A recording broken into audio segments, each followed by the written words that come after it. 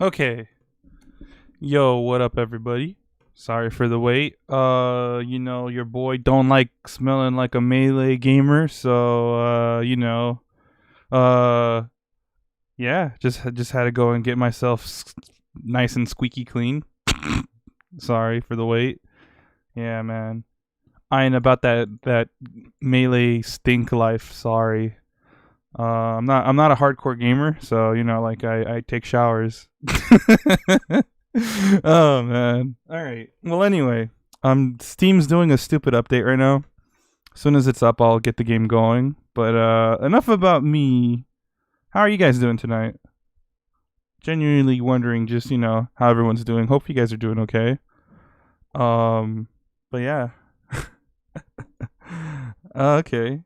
All right. Friends list, go away.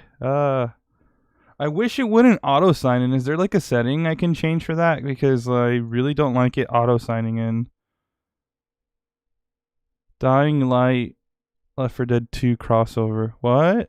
That sounds cool. I like Dying Light. The first one was really good. Okay, I'm getting distracted with Steam page listings because it popped up. See, that's good marketing because it's so in your fucking face. All right. Okay.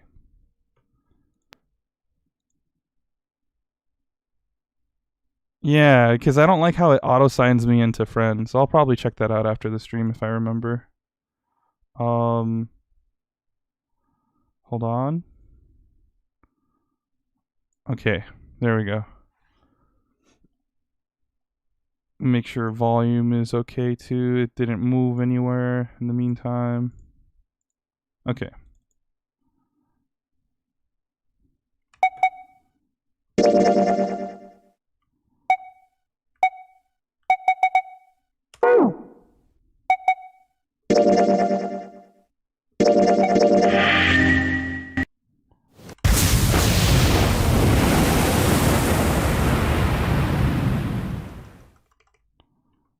Yeah, sorry to interrupt, but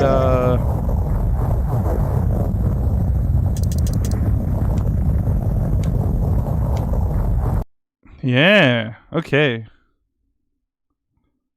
Even with the specter of death hanging over them, their discussion continued for some time. I thought we were finished with that topic. But then what should we do? We should talk it through. Oh my god, enough! All we're doing is talking! Why is the text not down here? Santa threw up his hands, his voice filled with irritation. Talking won't solve anything! It can't help us find our way out of here! You're really sure you want to just sit around? We've only got 7.5 hours left. We already wasted an hour and a half of our 9 hours. Everyone there was already on the edge of panic. What Santa told them only made their feeling more intense. No one's really arguing this time. You're right. Very well then. There's only one way for us to proceed. Sure not gonna be fun running around knowing we gotta jump when Zero says jump. Well, it's stupid to just sit around here doing nothing. Problem is, I don't know what door I went through last Thanks time. to Snake's card, at least we have some idea of how this all works. But I can do this, I guess, in the meantime, and just sort of save scum it. If it looks familiar, then I know that I fucked up and I'll go to the other option. Correct. And so long as we all follow the rules, we will most likely be all right. Crap, does that mean then potentially I have the chance to save everybody? Because that'd be dope. I don't want to get stabbed. I don't want Snake to blow up. The ninth guy, though, he could go. It's okay, he can go. Nothing of value was lost with that guy. I feel bad for everyone else, though. But But what? who's going to go in which door? Oh yeah, that's right.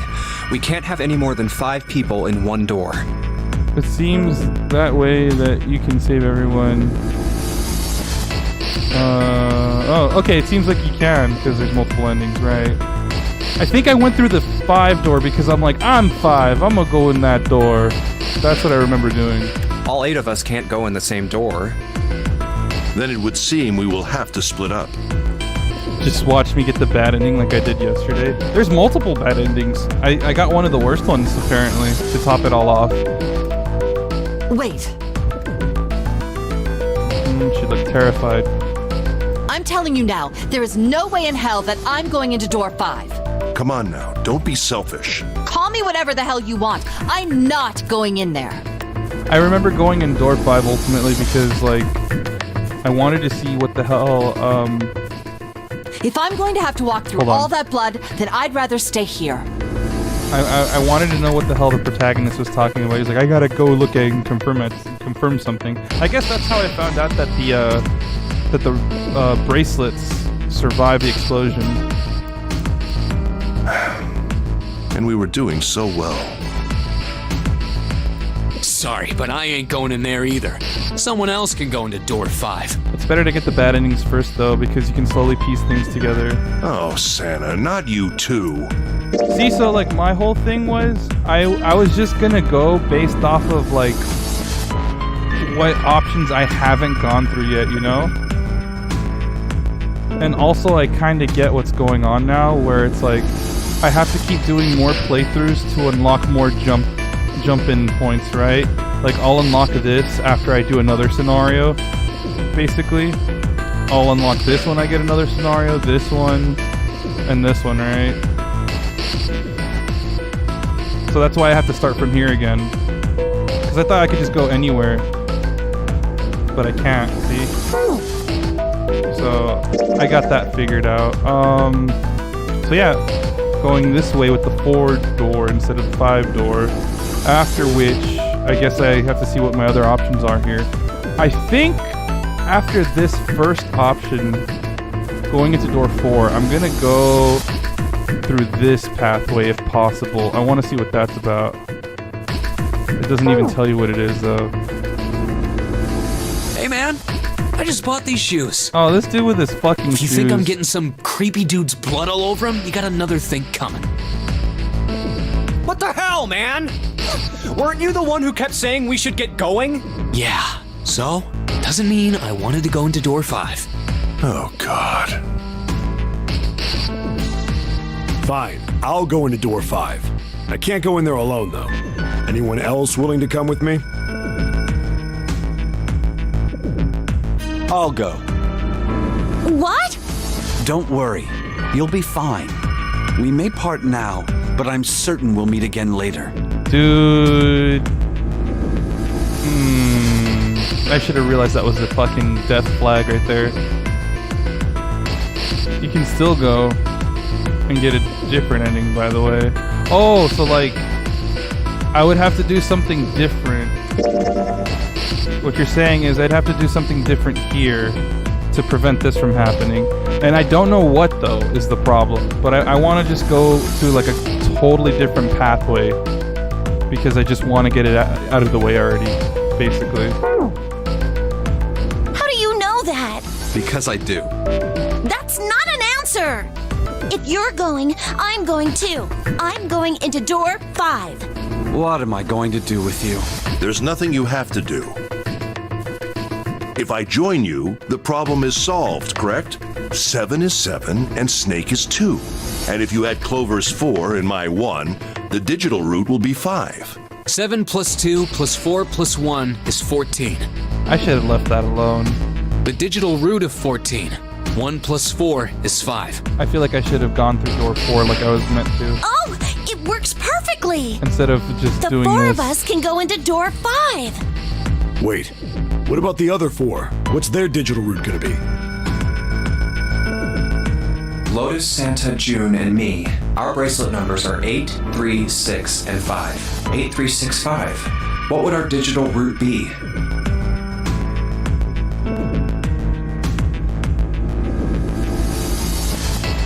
Wait. Yeah, see? Give me 4. 8 plus 3 plus 6 plus 5 is 22.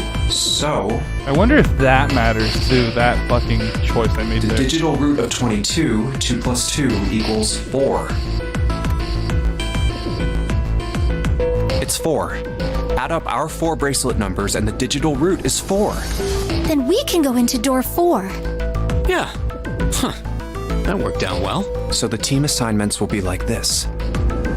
7, Snake, Clover, and Ace, they would go through door 5. Lotus, Santa, June, and me will go through door 4. Are these really the teams I want? Beyond door 5 is what remains of the 9th man. I never want to see that thing again, but something's telling me that it'd be a good idea to examine the corpse, even just a little closer. Of course, if I went through door 5, I wouldn't be going with Lotus and Santa.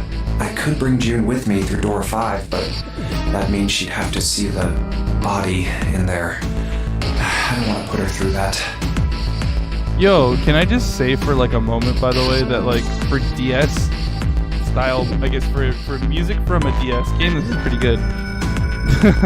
Should I stay silent and go through door 4? Or should I stop them and insist on door 5? All right then. It seems we've reached a conclusion. Shall we go? Junpei's voice is so good. I know, like, I really like it. At first I was just like, it's whatever, but it really fits the character, actually. I'm going through door 5. Like, they did a good job overall with the voice cast, honestly. We're over there too, right, Snake? The door's not going anywhere. Slow down. Which door? Decided that 4 will be fine. I'll go through door 4 with Lotus, Santa, and June. There's nothing to worry about. I just need to stay by her side. June, Akane Kurashiki. This should be fine. It's no problem this way. I should see the other 4 off. He made no shows of affection, but Junpei saw her as something more than just a friend from his childhood. Looks like Ace and the others are going. He watched the other 4 walk toward their door. Ace, Snake, Clover, and 7. Junpei said nothing as they left. Before long, they'd reached door 5. They talked to one another for a few seconds, saying things Junpei couldn't hear, and then laid their hands one by one on the scanner panel of the red.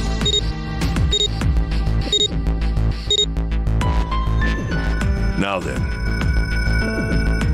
Ace grabbed the lever. His face tight with determination, he turned over his shoulder to look at Junpei and his companions. Goodbye. Be careful. To be honest, I didn't do enough stuff with Lotus, so like maybe this will give me more opportunities to like hear what's up with her. As Ace pulled the lever, the door swung open, the mouth of a great hungry beast. So horrible. Beyond the door, Junpei knew laid the sad remains of the 9th man. It did not surprise him that Ace, Clover, and 7 hesitated. The body was not a pleasant thing. What are you doing? We need to hurry. Snake had no such problems, as his blindness made him immune to the horror. He stepped in through the door, his feet making a wet splack in the pool of blood. Snake, your shoes. It's fine. Hurry! Or are you planning on dying with everyone else? I assume you haven't forgotten the door only remains open for 9 seconds, have you? And that was already a lot longer than that. Sorry, Snake. Let's go. Yeah, hurry the fuck up. I'm surprised you guys didn't talk like that on the other side of the door. The 3 remaining steeled themselves and stepped through the door.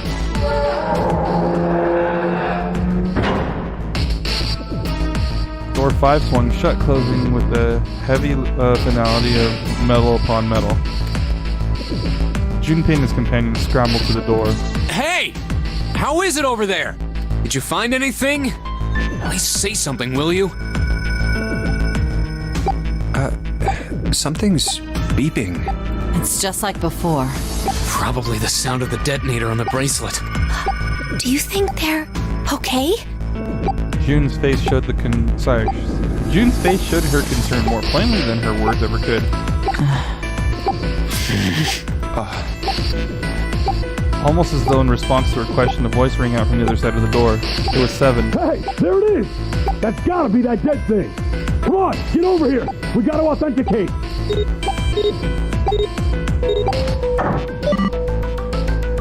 The beeping stopped.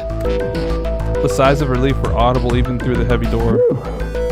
Looks like it stopped. Junpei and his companions leaned away from the door and breathed a collective sigh of relief of their own. Hey, guys! Are you doing all right over there?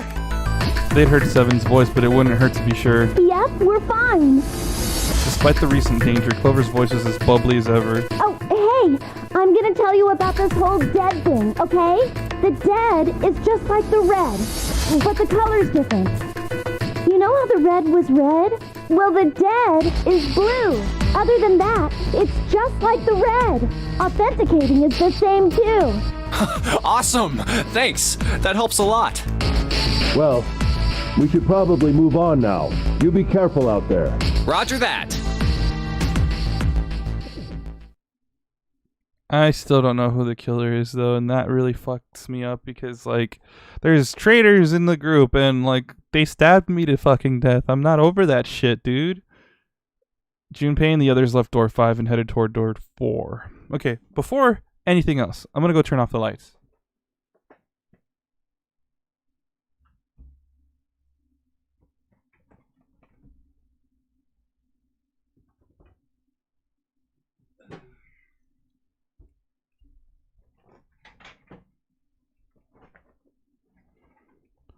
Among Us Anime Edition. Ooh. Now it's our turn. I'll go first.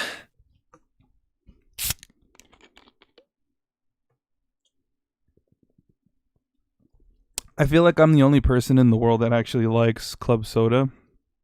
But there's this really good one that I like because it's infused with like lime juice.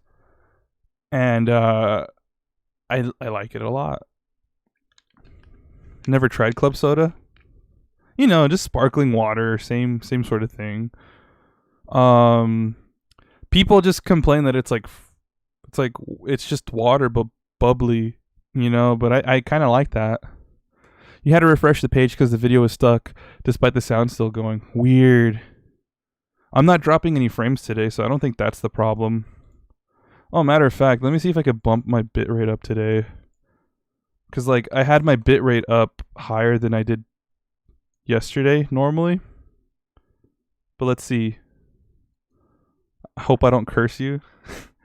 No, I think you should be fine. Like, I'm not dropping any frames right now either, actually. There we go. When I'm tabbed out of the game, though, it'll freeze. Like, watch right now, alright? Right now, it's frozen, so you're going to see that the icon isn't moving, but when I get back into the game, it goes back. So maybe that's what you were seeing. They stood in front of the red and placed each of their hands upon it.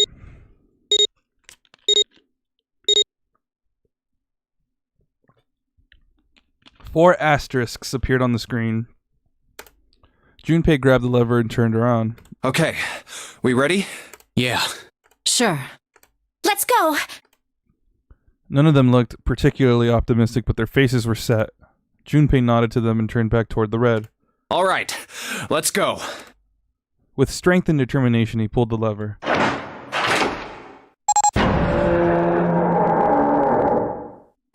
Run!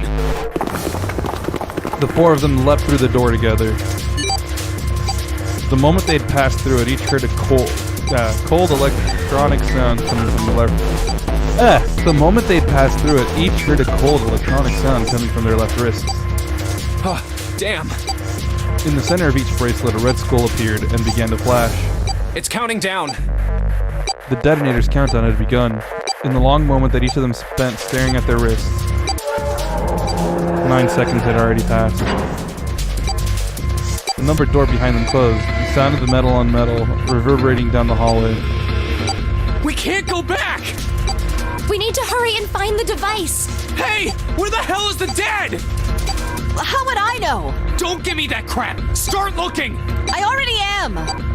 They began to run, eyes looking frantically for the device that was the key to their salvation. The hallway they found themselves running down was a long one, easily 300 feet in length. On the right side of it stood a series of wooden doors, all nearly identical. If they'd taken time to think, they would likely have discerned that the doors lead to cabins. Don't tell me the dead is in one of those rooms. Oh no! How many rooms do you think there are? Junpei was too frightened to count properly, but his best guess was there were 7 or 8 of them. Ah, fuck! We don't have time to count! Junpei ran to the nearest door. We just need to open them all! He grabbed the knob and shook it hard. It won't open. Oh, fuck. This is actually pretty nerve-wracking for the first fucking number door to go through. It didn't feel locked, more like someone had hammered an iron plate over the other side of the door. Junpei turned around to find another door slide. His companions had already run to doors of their own. They did not seem to be having more success than he had. Their own words confirmed his fears. Shit, this one's no good. Same here. It's not moving! June was the last to speak up.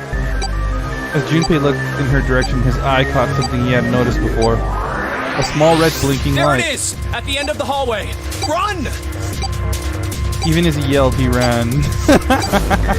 I mean, yeah, dude, fuck. That's exactly what you gotta do when like, you're on a timer. Fuck that. He grabbed Santa, Lotus, and June and pulled them toward the light. Santa called out to them as he ran. Hey, how many more seconds do we have? How would I know? Our time limit is 81 seconds! I know that, goddammit! I'm asking you how many seconds we have left! In all likelihood, Junpei figured nearly a minute had already passed and the door had closed behind them. Since the door closed behind them, that was true. Urgency foremost in all their minds, they arrived at the end of the hallway. The dead sat on the left wall, blinking almost tauntingly at them. Hurry! It's the dead! Get over here! Junpei grabbed hold of the machine, his hands slick with sweat and shaking. He slammed his hand against the scanner panel. Come on, everyone! The other three quickly followed suit. With a grunt, Santa yanked the lever downward. Oh, dude, yeah, for like a first number hall, that's very stressful. They had to go down a long fucking hall to do that. Just keep your eyes closed for these sections, guys.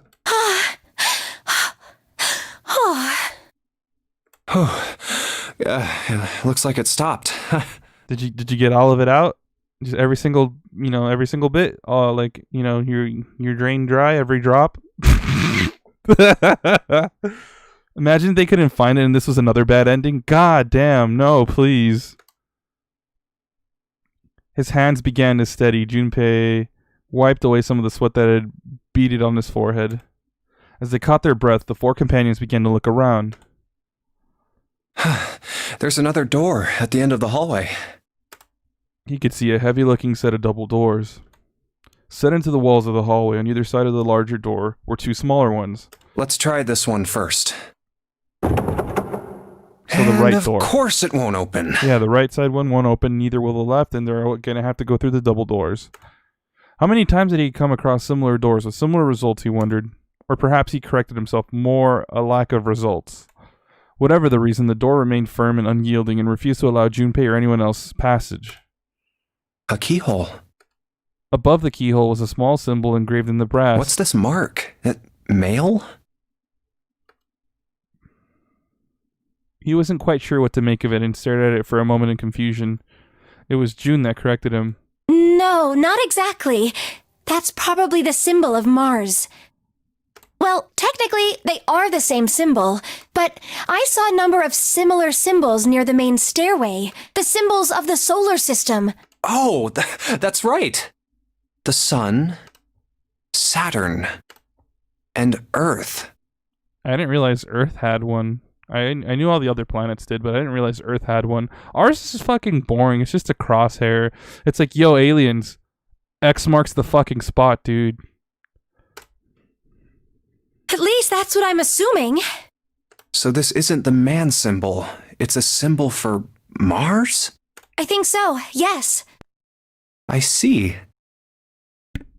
Wait, where's Santa? While Junpei and June talked, Santa had disappeared. What the fuck? No. They turned to find him some distance down the hall. He had gone to check the other doors. Eventually, he reached the last of them and jogged back. Took him only a moment to catch his breath again. Yeah, so, I looked the place over. Here's the deal. None of the other doors open. Then that must mean... We only have 2 more doors. Lotus examined the doors on either side of the larger double door.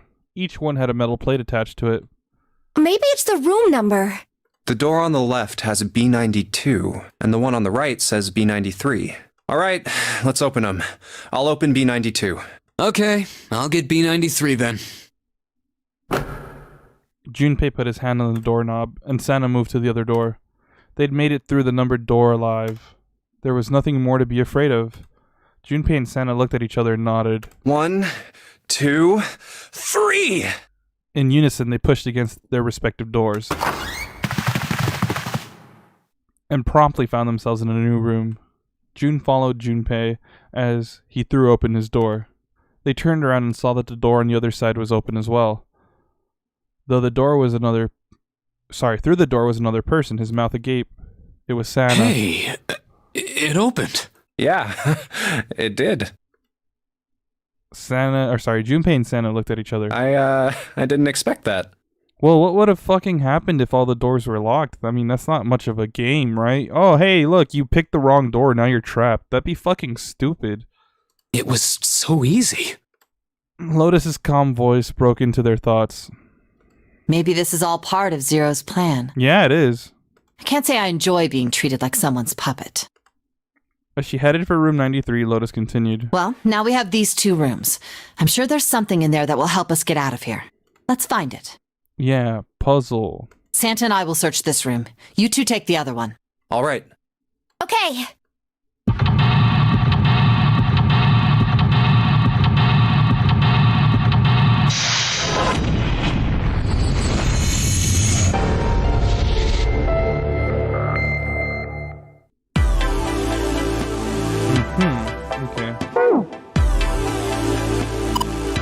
That vase looks expensive. I wonder how much we could get for it. Are you gonna steal it? This is kind of a weird looking picture. Do you think it's an abstract painting or something? It looks kind of like a demon with an elephant-like nose, sucking on a human being's brain. Where the hell did that come from? What's your brain made of? Can't say I'd mind finding out a little more about what goes on in there. I don't know about that much, but like, what do you guys see? Because it's certainly one of those like art blotches, you know, like the things psychiatrists use. Tell me the first thing that comes to mind when you see this painting. You know, like, I have to really think about what I'm seeing here, but I don't know. I don't know what I see here personally.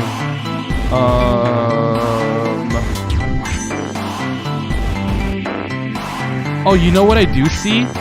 For whatever reason, this looks like a side profile of like a Spartan helmet. See? You see like the long thing here, and then this is like the visor. See? That's what I see. So it looks like a Spartan helmet, and like it's probably like being hung on something here.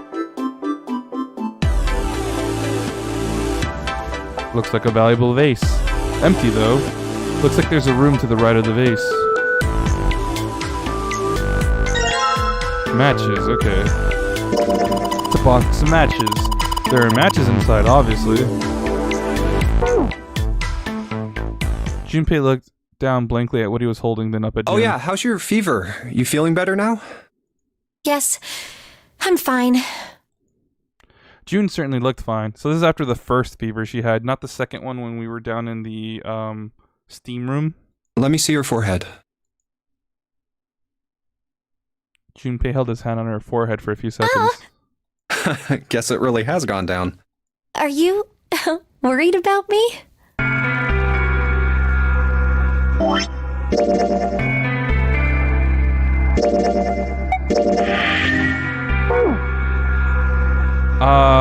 Hey, come on, it's not like that. Let's just go with option 1. Yeah, I guess I am. Jun blushed and giggled. By the way, Jumpy? How did you end up here?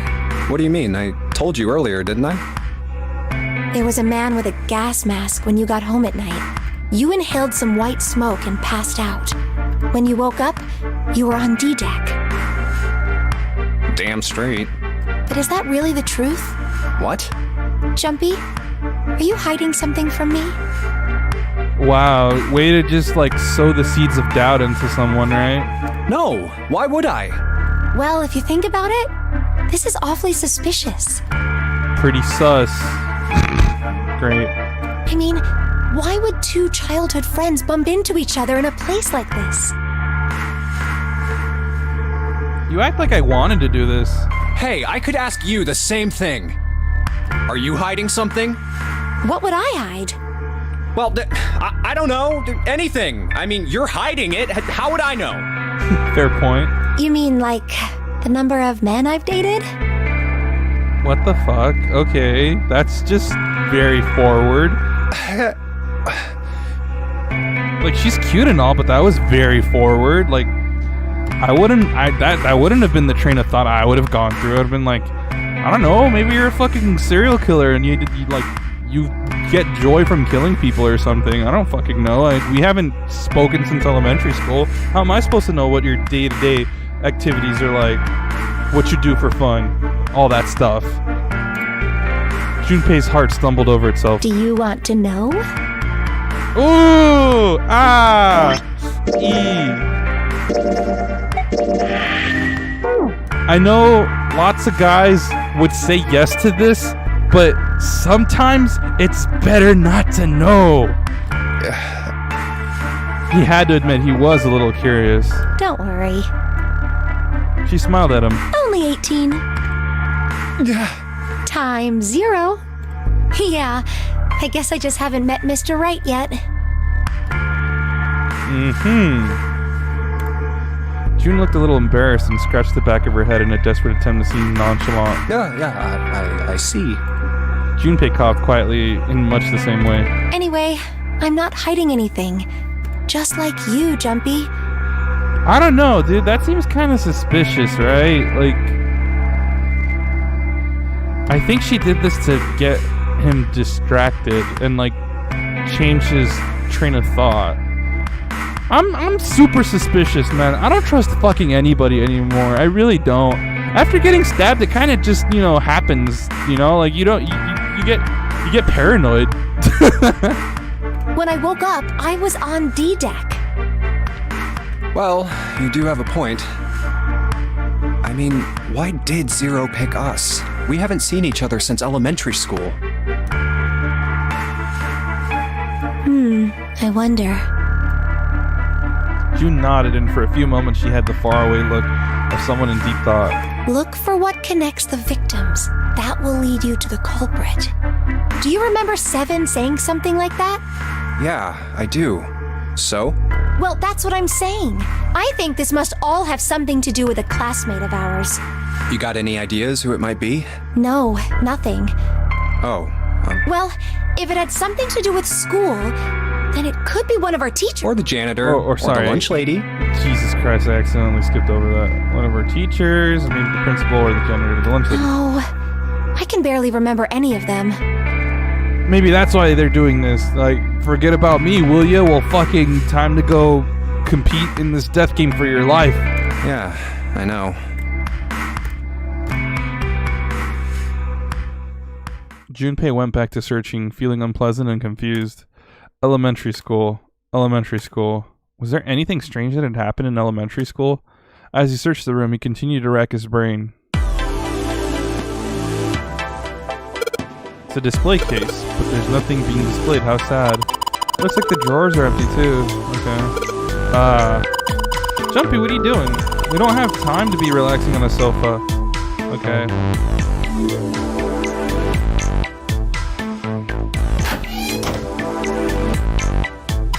It's a bottle with water in it. This is a bedroom. They probably have it here because your throat always feels dry when you wake up, you know? My throat's dry, but I think that's because I'm a little nervous right now. Well, we did run a lot, so we're kind of sweaty. Hey, Jumpy, do you want to take a shower together? Whoa! Just kidding. Too late to take it back. My brain's already working out the picture. My throat was dry already. This sure isn't helping. Damn, girl, chill. This isn't a painting. Is it a map? It looks like a map of the ship's interior. Oh, this is a great find. I think it'll be really useful. Let's take it with us. Junpei took one last look at the map, then folded it up and slid it back into his pocket. Jun looked up as he closed it. This ship is bigger than I thought. Yeah, it's probably about 900 feet long. Must be one of those fancy cruise ships. Of course, it doesn't really look like a cruise ship. Everything in here is really retro. Even if it's just some sort of style choice, there's just too much. Do you remember what Zero said?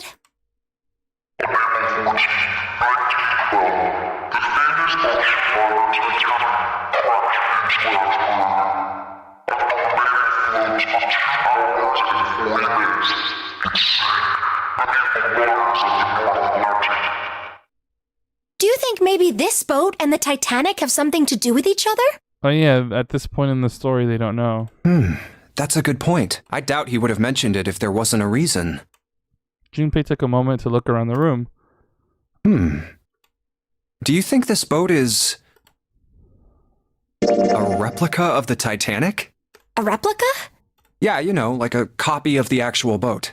Who on earth would make something like that? Fans, crazy Titanic fans. No way. Do you even know how much money that would take? No idea. But all they've got to do is break even, you know? Break even? Yeah, they could use it as a cruise ship. Climb aboard a piece of history, sail around the world in the resurrected Titanic. Hell, with marketing like that, they'd probably have more customers than they'd know what to do with. He's right, you know. Do you really think people would want to ride on a ship with such an ominous past? It's the site of the worst accident in history. One of. Over 1,500 people died. I wouldn't be surprised if you'd get cursed just for going. Didn't more people die in the Hindenburg than the Titanic? Let's look at that. Let's Hindenburg disaster.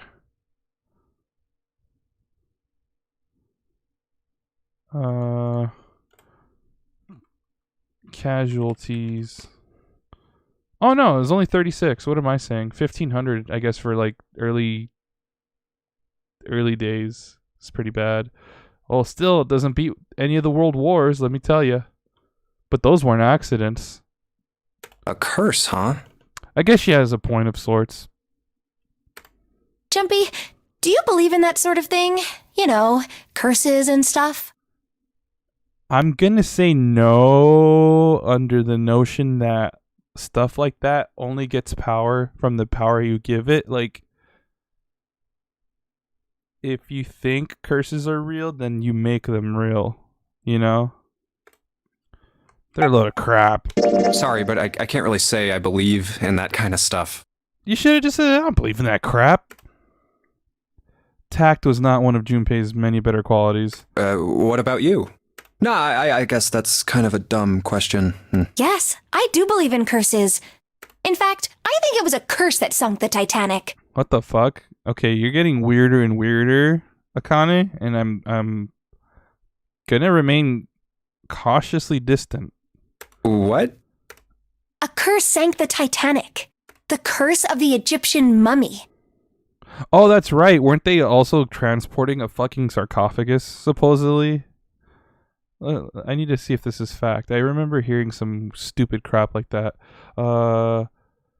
Was the Titanic transporting a sarcophagus?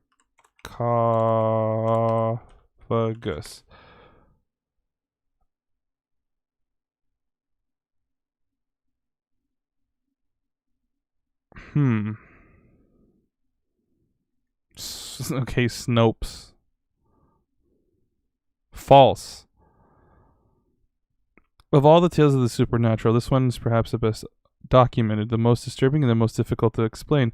The princess of Amun-Ra lived some 1,500 years before Christ, and she died. Okay.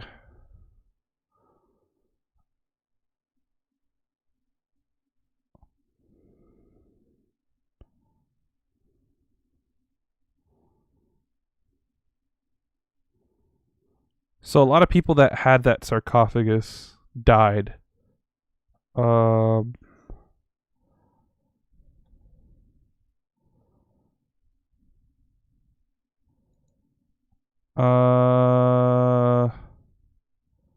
so it's bullshit.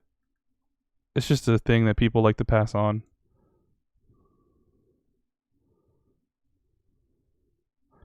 What Akane mentioned reminded you of the game Man of Medan. Oh yeah, I do remember hearing about that game. It kind of just went and gone. Like, it came and went, you know. Like, I didn't really see too many people bring it up. But yeah, I do remember hearing about that game. Supposedly, the Titanic carried the mummy of the priestess Amun-Ra, which was stolen from a pyramid. And they say that the mummy had a history. Everyone involved with it died mysterious deaths. That much is true so far. It's really too bad that she didn't look into it a little bit more and realize that the Titanic didn't transport the freaking mummy. Come on, I'm sure you've heard of it before. Those who open the coffin will be forever cursed. Haven't you ever heard that one? So you're saying the Titanic sunk because of that curse? That's right! June's eyes had lit up with excitement like a child with a new toy. That's stupid. I don't buy it. It's true. How can you be so sure?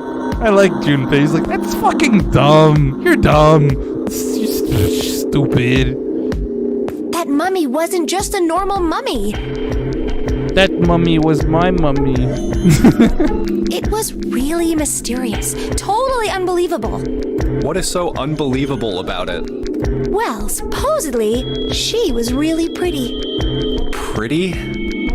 Yes? But she was a mummy. That's right. She wasn't all shriveled up or rotten or anything. She almost looked alive. Huh. Oh, okay, I get it. Okay, it's that thing. I don't remember the name. Where your body turns into some kind of wax? Yeah? The fat in it turns into something kind of like candle wax, right? And... Yes, saponification. But that's not what it was. Huh? That's not it. She wasn't wax. Then what was it? They say that she was frozen. What? What?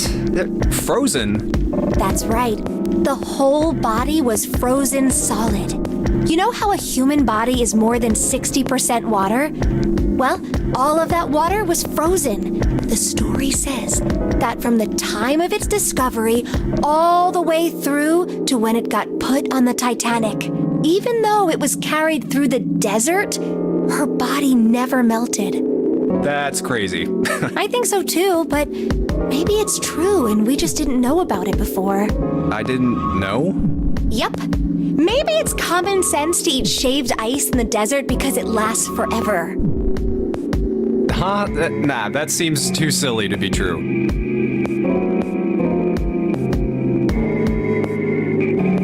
What the fuck is she going on about, dude?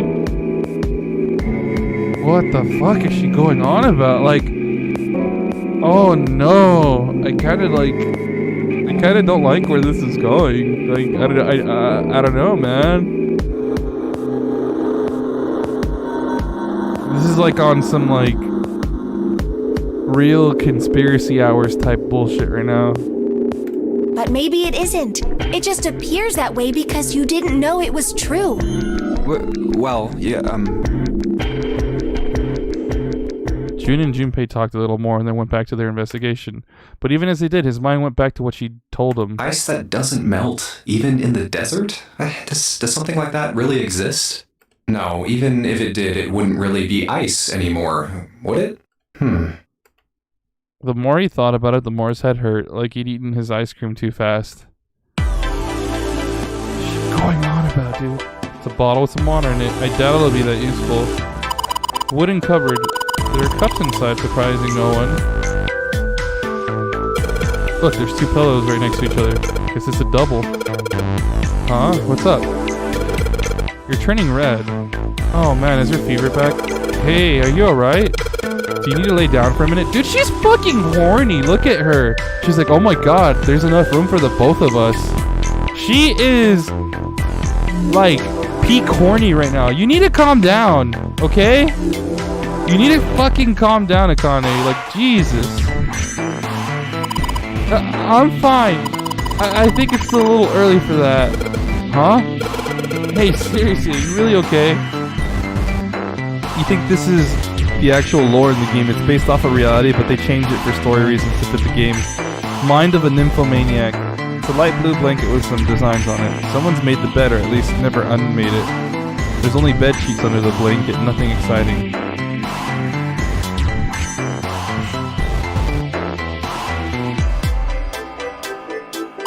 It's a dresser. There's nothing on top. A key. Do you think it's the key to the dresser?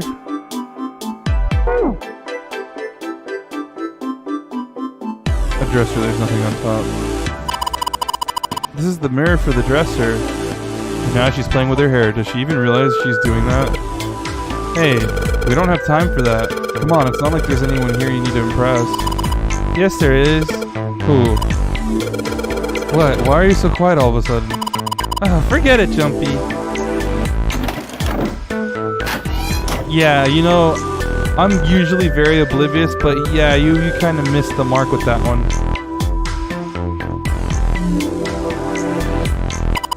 Jumpy, where are you going? I was thinking of going over to Lotus's room. Why? What do you mean why? I'm just gonna go check up on them. Is there something wrong with that? Well, no. Come back soon. Sure thing, I'll leave the rest to you. Sure, leave it to me. Alright, off to the other room. Looks like a valuable vase. Empty though. There seems to be a room on the left side of the vase. It's a tile with a black and white pattern on it. Oh, they gotta do... There's a square tile in this frame. It's glued in there quite well. I don't think you can take it out. Oops, wrong thing. A candle with a candlestick. This might come in handy. It's a candle, Junpei. It's on an iron candlestick. It's a pretty big candle. If we light it, it'll probably get really bright. Well, this is a display case. Check it out. These plates and shit look really expensive. You want to take a look? This tile. I think I've seen it somewhere. Yeah, I know. Kind of looks like the one we saw in the other room. Come on, you stupid thing. Open. It's locked? Yeah, it looks that way. Then we need to find the key that opens it. Oh. Damn, guess this is the wrong key. Well, that means there's got to be another one somewhere around here. Otherwise, we aren't going to be able to open this thing. It's glass. You can break it. I don't know if you knew that, but it's glass. You can break it. Hey, Junpei, the room's pretty dark. Don't you have something that'll give us some light? Something that'll,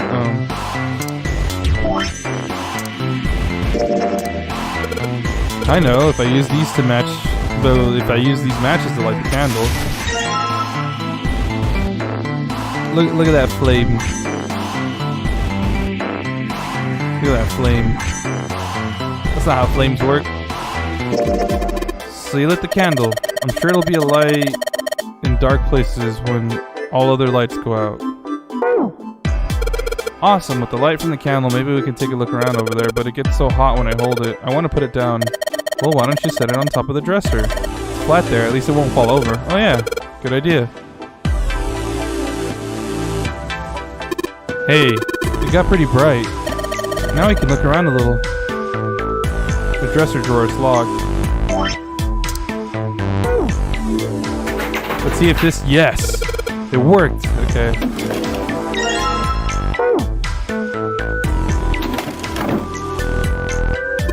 It's a light, man. Can't you figure that out on your own? Hard to tell if it's burned out or not. Of course, now that we have the candle, guess it doesn't really matter that much anymore.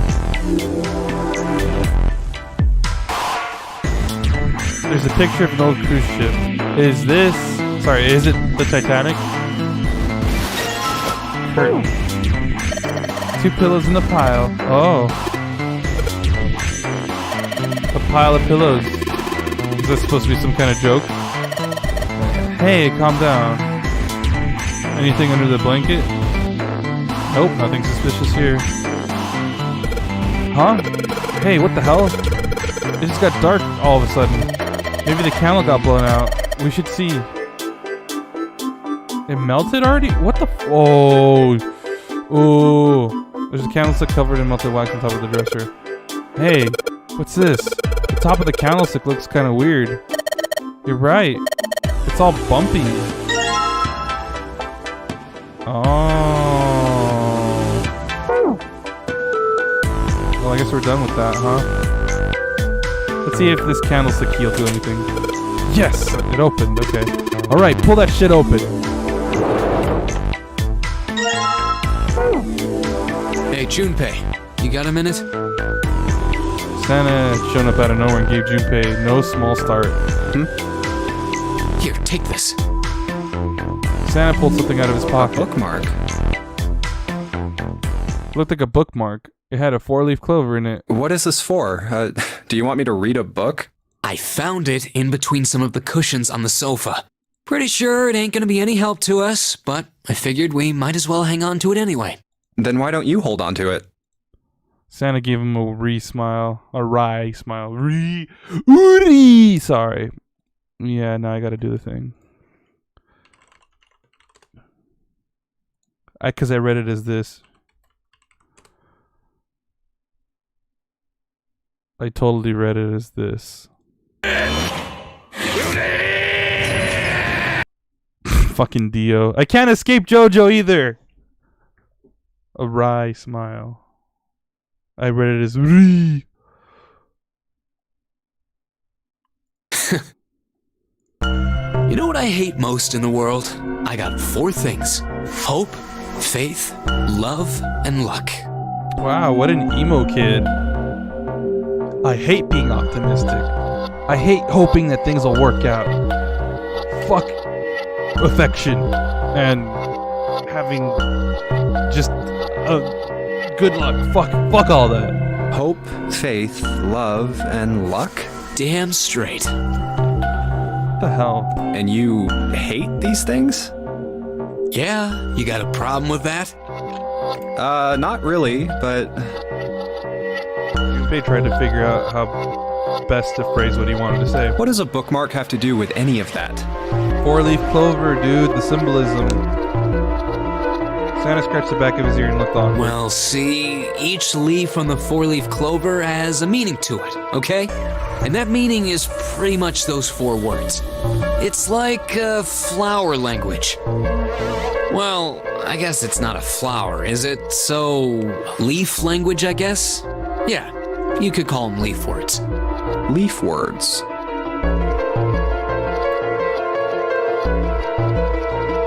Junpei looked at the bookmark. Hope, faith, love, and luck. The meaning of the leaves on a 4-leaf clover. So, yeah, I want you to take it, okay? Just touching it gives me the creeps. Baby.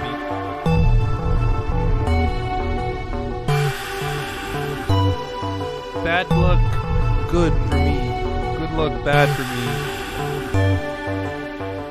Take the damn thing, all right? Oh my god, look at him. He's like physically uncomfortable. Santa pretended to shiver with disgust and shoved the bookmark into Junpei's confused hands. Here. What do you want to do? Fuck it, I'll take it.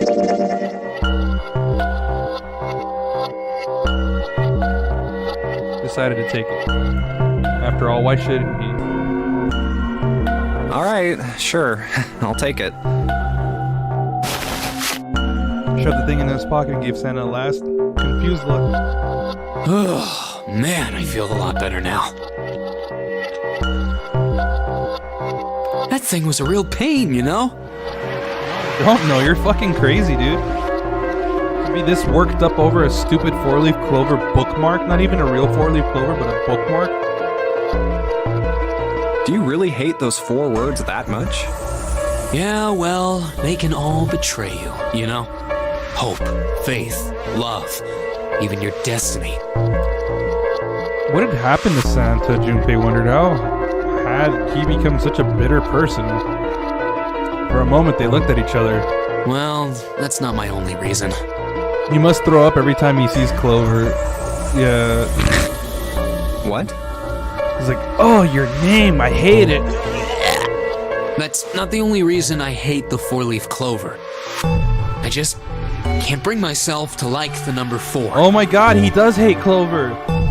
What, worried about the 4 horsemen? Nah, come on, man. That's just silly. Oh, that's the silly thing. Okay. I hate love, luck, and other good things, and positive vibes. But no, yeah, even though I hate that and the number 4, I don't dislike the 4 horsemen of the apocalypse. Like, what? Maybe back in the Dark Ages, that kind of crap scared people. But this is the 21st century, and I'm a 21st century guy. You're a fucking loony bastard is what you are. I'm a little insulted. You're a little insane. Then why do you hate 4 so much? 'Cause it's a half-ass number. Not the best or the worst. That's why. What? Oh my god, these people are stupidly crazy now. 9 is a way better number. So what if it's last place, right? At least it's not some lame-ass middle number. What are you...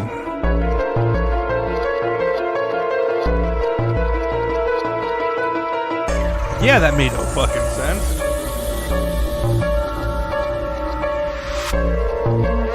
It was more confused than before. Fuck, man. You play? Play?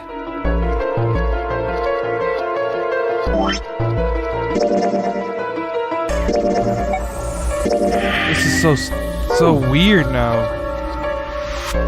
You mean like gambling? Yeah, of course.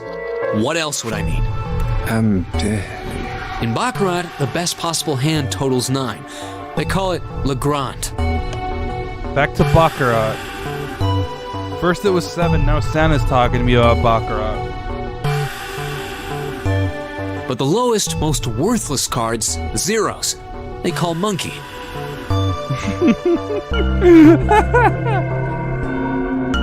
I am a monkey. Just like the guy in charge of this game, huh? Zero's a monkey.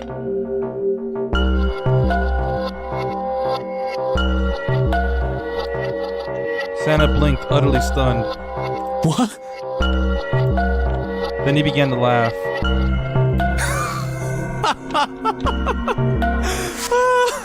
Oh man, you're totally right. Dude, I think Santa's fucking Zero.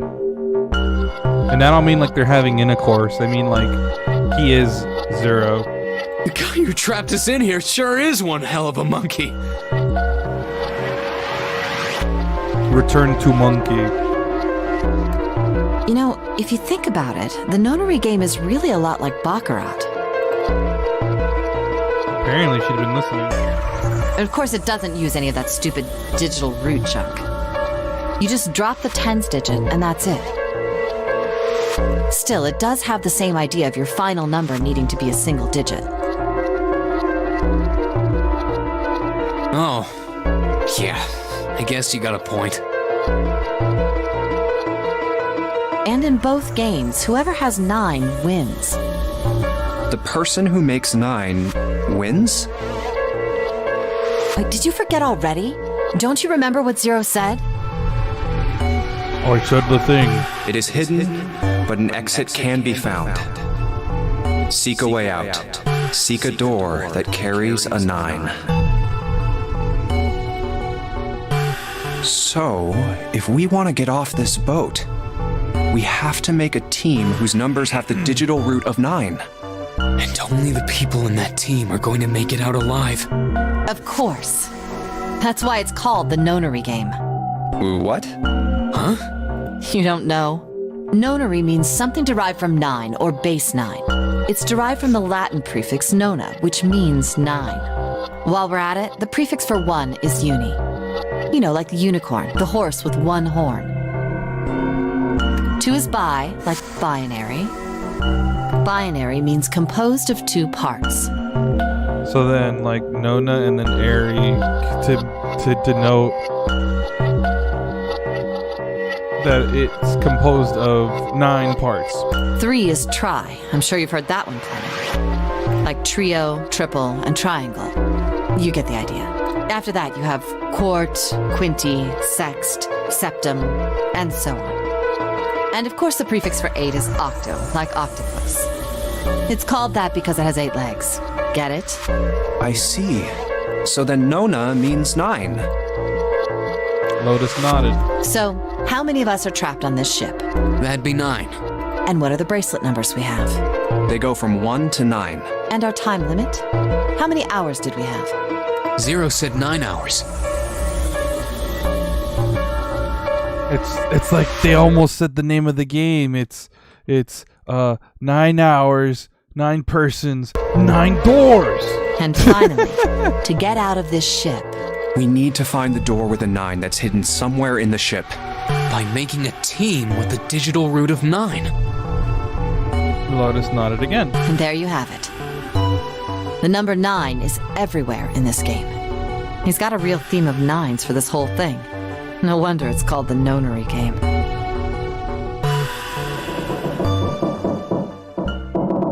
Somewhere far away, Junpei heard the creak of stressed metal. It sounded almost like Zero laughing at them, or the sad, desperate scream of a pig headed to the slaughterhouse.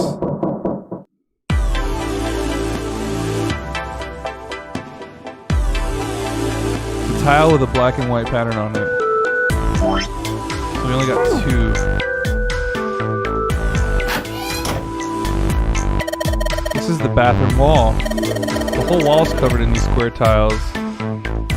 It's a shower knob. Try turning it, but no water comes out. Oh look! Junpei! There's a mushroom growing out of the wall. That's a shower head. Does he not shower? The shower knob, doesn't matter how far you twist it, no water comes out. This thing's a little shelf for putting soap on. It's a wall covered in small square tiles. They've all got geometric shapes on them. A curtain, huh? Well, it's got all these metal rings, probably, so you can hang it from something, you know? Yeah, but it doesn't look like a normal curtain. The way it feels, I think it's probably waterproof, which would make this a shower curtain. Shower curtain, huh? The folded up shower curtain. Damn, that thing's big if you open it up. Oh, there's a hole, like a bug ate through it or something. Oh, you're right. I think maybe it was a peeping Tom. I'd bet Lotus would sure make the perv hurt. If I catch him, you won't hear a peep out of the jerk. I'll knock him into tomorrow. Tomorrow. Okay, that's too much. Oh god. Puns.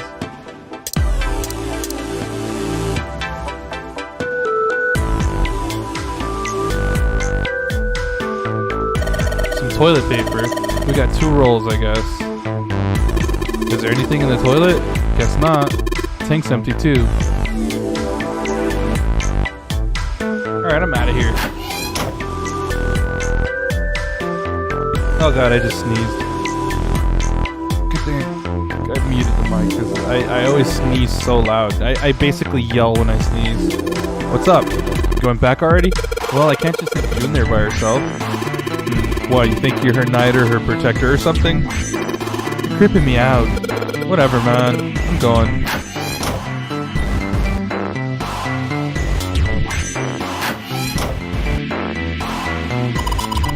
That's the bathroom wall. There's square tiles all over it. Little platform protruding from the shower wall next to the knobs. It's for putting soap on. I used the shower once, so I know. That's the shower knob. Let's see if anything happens when we turn it. No water's coming out. It's just a shower head. There's nothing special about it. Collection of full and partially depleted rolls of toilet paper. Someone was well prepared. There's nothing too suspicious about it. Shower curtains, huh? Let's try closing it. Oh.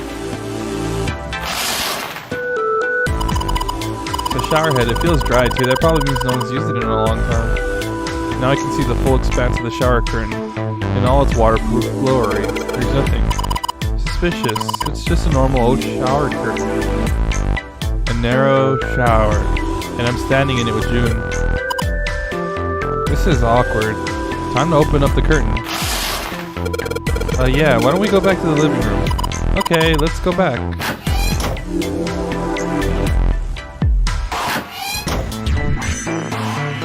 Okay, so I know now. I gotta go use the shower curtain in the other bathroom. The exit, Lotus and Center in the room on the other side. I'm gonna go check up on them.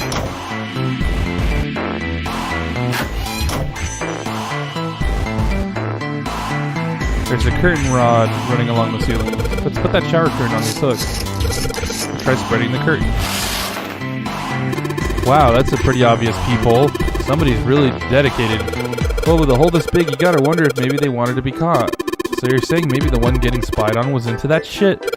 Maybe they were into, like, those home invasion fantasies.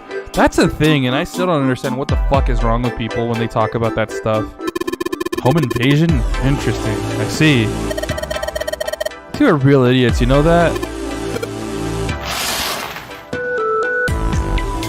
So what the fuck was the point of this then?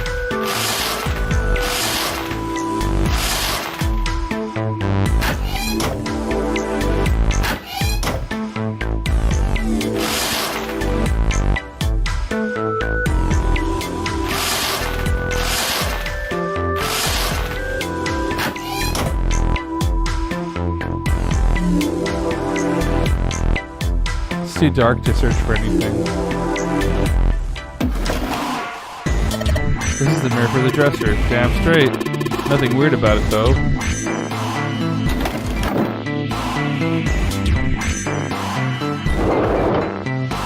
That vase looks pretty expensive. Okay.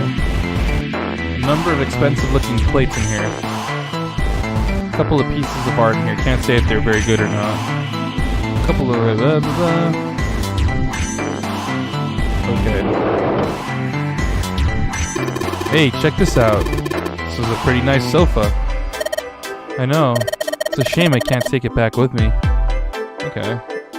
Round wooden table. It's a tile with a black and white pattern on it. Okay. Junpei, if you miss her so much, you don't have to keep coming back here. No, that's not what this is. I'm just being like a bridge between the two rooms. Uh-huh. You just keep telling yourself that. Now get out of here and go help June. I get it, yes. What are you mumbling about? Did you figure something out? Oh, nothing. Don't worry about it.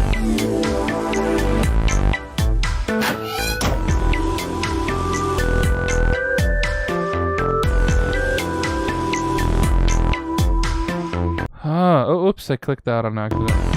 What am I missing? I feel like I'm still definitely missing something, so...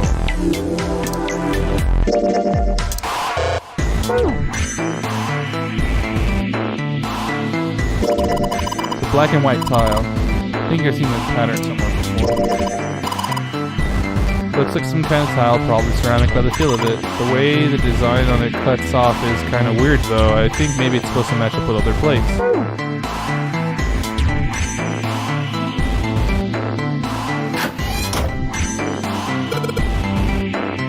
This display case isn't like the one in the other room. The other room? You mean the one where Santa is? Yeah. There are a whole bunch of plates and stuff in the display case over there. But this one, nothing. It doesn't look like there's anything hidden here. I don't think we really need to worry about it.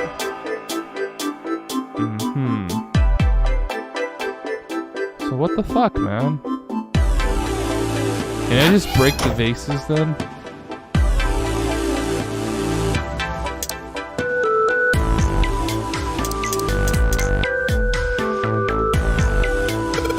Now let's check the toilet. There's nothing there. The tank's empty too. There isn't even any water in it.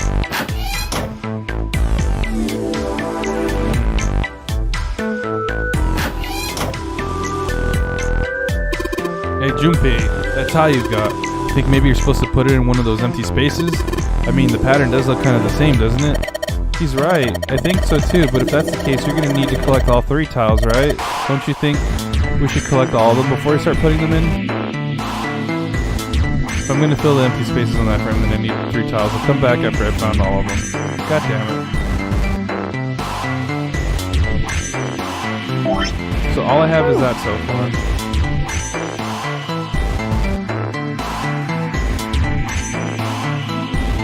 It's a round wooden table, okay.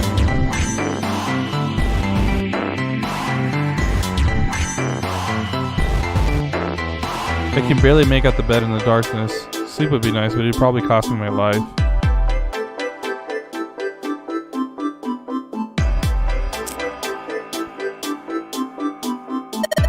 Mirror, mirror on the wall, who's the fairest of them all? That would, of course, be Lotus. Crazy old bat. Guess the stress was just too much for her. Did you say something? No, nothing. Jesus, man. What the fuck? I'm like utterly confused.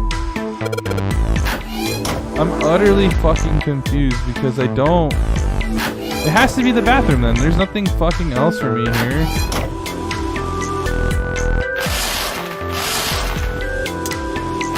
Oops.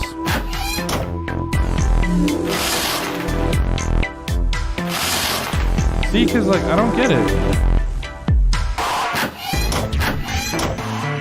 Oh, wait. I'm very fucking stupid. Let's try spreading the curtain. There's a hole in the curtain. If I look at it from a ways back, I can see a single tile. Alright, from here I can see what tile it is. Looks like it's 5th from the top, 3rd from the right. Alright, looking through this hole, I can see... Well, then that means...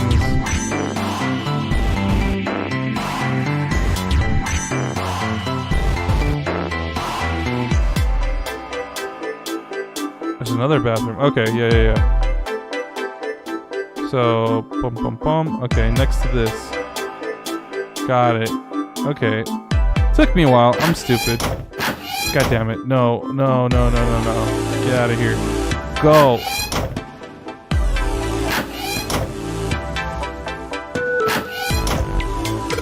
Here it is. Yes, this one's loose. I think I could get under this with my nails and yes. Okay. Finally, dude. Holy shit. I clicked on the thing.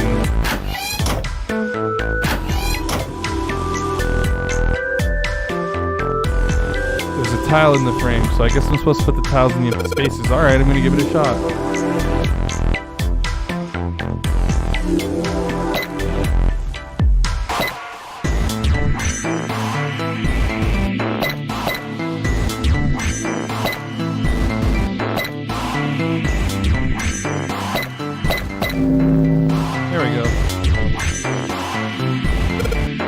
Yes, I did it. There, picture complete. And there goes the frame. What's this? What do you mean, what's this? Pretty obvious, isn't it? It's a hole in the wall. Like a hidden safe or something, you know? Anyway, let's take a look. I think there's something inside. Whoa, this is one of those Mars symbols. The door at the end of the hallway. It has the same symbol engraved on the keyhole. Then that's gotta mean, yes, we can use this key to get through that door. Yeah, let's get the fuck out of here already. Junpei messed around a bit with the key he had and looked blankly at the picture that slid down. What's the deal with this picture anyway? San had only been mumbling to himself, but it drew Lotus's attention. She looked at the picture and paused. I think I've seen this picture before. Where? In a book. There's a British biochemist named Sheldrake. He has a rather interesting theory. I saw this picture in his book. What's this interesting theory? Morphogenetic fields, which relies on the theory of morphic resonance. Man, I can't deal with this. Just listening to you talk about it is giving me a headache. Santa put his hands on his head as though he were in great pain. Lotus merely arched an eyebrow in his direction and continued. It's not a difficult concept to grasp. In essence, he states that the shape of living organisms and their behavioral patterns are transmitted through a field not visible to the eye. What part of that isn't difficult, exactly? Lotus did not look pleased. All right, how about this? Theory of the telepathic mechanism. Telepathy? Yes, telepathy. Well, perhaps not exactly telepathy, but it's close enough for a simple approximation. She's a lot smarter than she leads on to. You know, like, if you just go by her appearance, you're like, oh yeah, look at this bimbo, but like, yeah, she's pretty knowledgeable. I wonder why she's dressed this way, though. Are you serious? Telepathy? Who do you think we are? Kids from the 70s? I can't believe someone would actually do serious research on something like that. Yes, I agree. Lotus's response was surprisingly curt. Junpei had expected at least some conflict. I read the book, but I can hardly say I understood it. I'm in no position to defend or condemn anything it said. It was probably just someone latching onto a statistical outlier from some study and turning it into a ridiculous theory. There's no scientific merit to any of it, I'm sure. But even so, Anyway, saw a picture like that one in his book. Lotus indicated the picture they'd all been looking at. After a moment, she walked up to the strange painting, examined it, and then spoke. Hey, what do you think this picture looks like? Santa answered first. What do you mean? Isn't it just like abstract or something like that? It's just black and white scribbles. There's no meaning there. That's it. What about you, Junpei? Does it look like anything to you? I guess it looks like...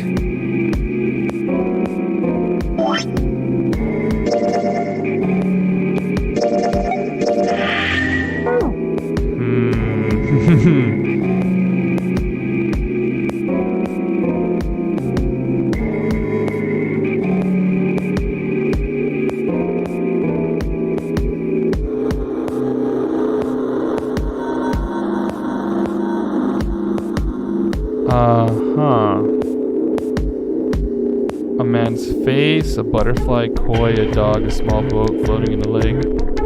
Yarimpa, I think is how that's pronounced.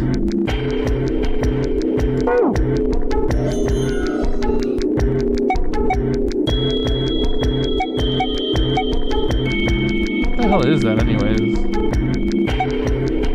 I want to just see what these options are. Funya Rinpa. See? I mean, this totally looks like one. And here, and here. Junpei indicated parts of the picture that looked exactly like the other parts.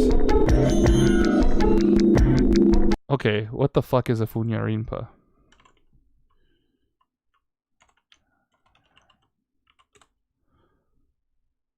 Oh. Okay then. What the fuck? That's such a weird thing.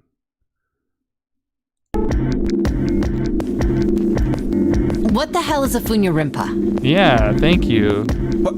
What do you mean? What the hell is a Funya Rinpa? You mean you don't know? I went for the weird answer, evidently. How the hell would I know? How could you not know? That's practically blasphemous. Oh, say you're sorry! Apologize to the Funya Rinpa! Goodness, you are such a rude woman. God damn it, why is everything so weird now? Another 3 seconds of awkward silence went by. Lotus opened her mouth as she shook. Junpei, are you just screwing around? Forget it. I'm just gonna tell you. Okay, that's one option.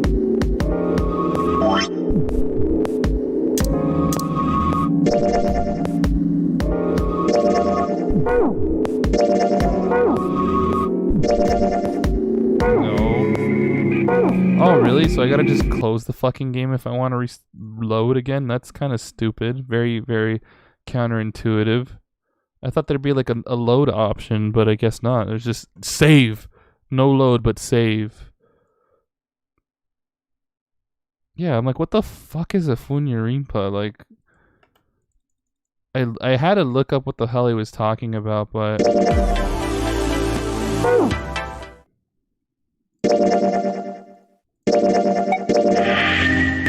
What about you, Junpei? I guess it looks... So I just want to see what happens when I go with a different option.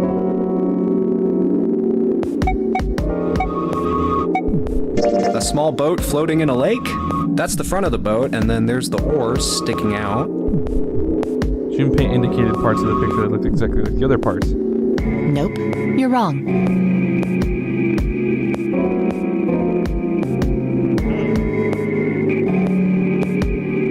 Lotus smiled triumphantly. This is a dog. It's a dog?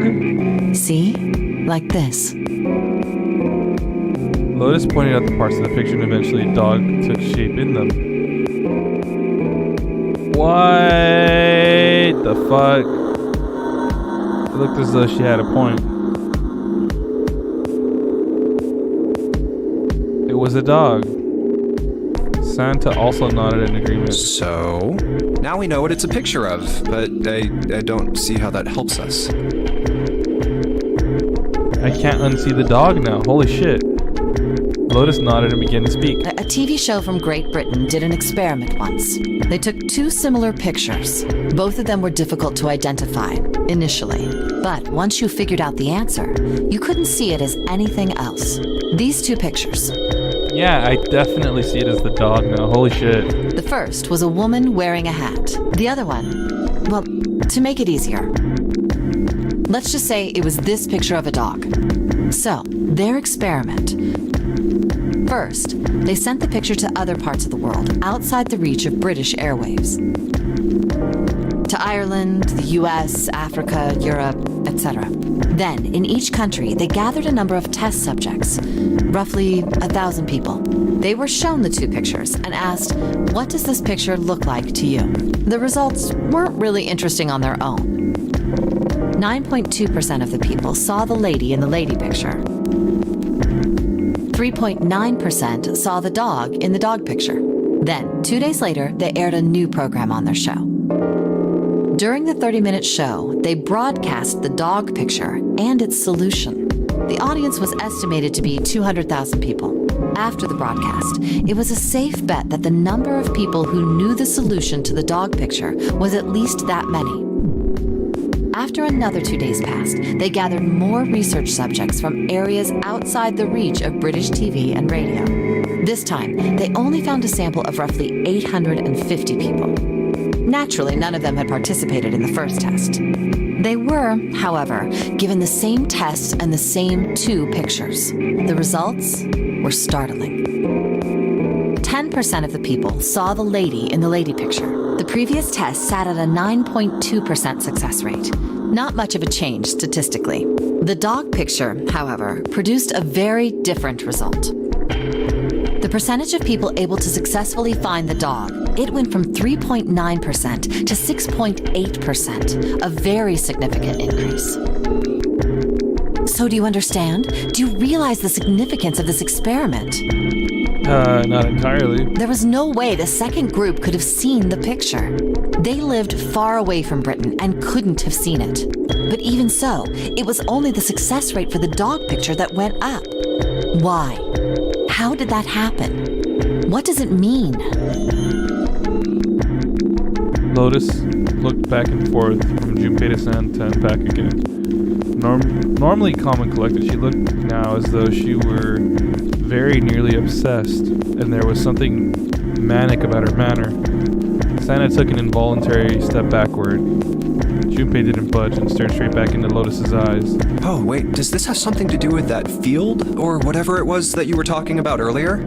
A field not visible to the eye. So, if more people know the answer, then that information will pass through the field. Psych! Her manner suddenly shifted and Lotus smiled broadly at Junpei and Santa. Come on, she waved her hand dismissively, doing her best to laugh at the whole confrontation. Morphic resonance is a real theory, by the way. One of the experiments was done on rats. The scientists made them do mazes, and every new generation of rats, they got faster at completing the maze. It went something like that. I was just kidding. You really shouldn't take me seriously. Well, I mean, the things I just told you about are true. They really did happen. But the results of that experiment really aren't anything to go by. They could have easily falsified them. In the end, I'm sure they were just in it for the ratings. They are a TV station after all. At last it seemed that Santa had gained control of his composure. Right! Man, I gotta admit, you had me there for a minute. I really thought you were serious. Of course not. Like I told you before, I'm sure it's all just pseudoscience. Man, this song reminds me of that rest area in Catherine. Same vibes, yeah. Oh, okay, right. Santa and Lotus laughed and gave one another jovial claps on the shoulders. Junpei, however, didn't feel so much like laughing. Something felt wrong, unclear. All right, enough nonsense. We've got the key. Let's get out of here. Word. Lotus and Santa walked away from the picture, but Junpei stayed staring at the picture of the dog. A field not visible to the naked eye. Morphogenetic field. The more he thought about it, the more his head hurt. What the fuck, man?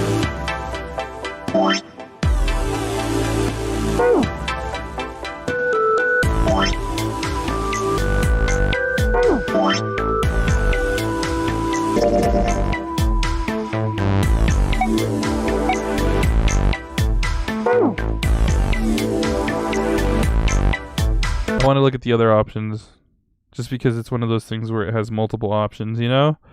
I want to weigh out my options. I'm sure they end the same, but it's just they have like different bits prior to those like final explanations.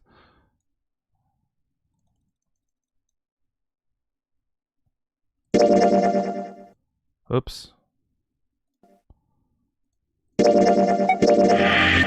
What about you, Junpei? Does I guess. So I feel like with all these, she's just gonna say wrong. Let's check that out. It's butterfly. Cho butterfly Yusofa. This is the head, and this is the nose and the mouth. Cho butterfly Yusofa. Who the fuck is that?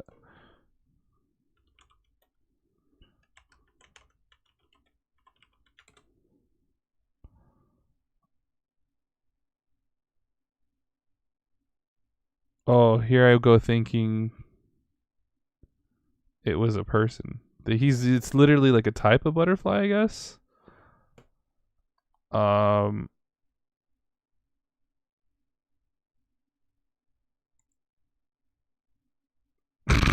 then I just get drag queen results for Cho butterfly Yusofa.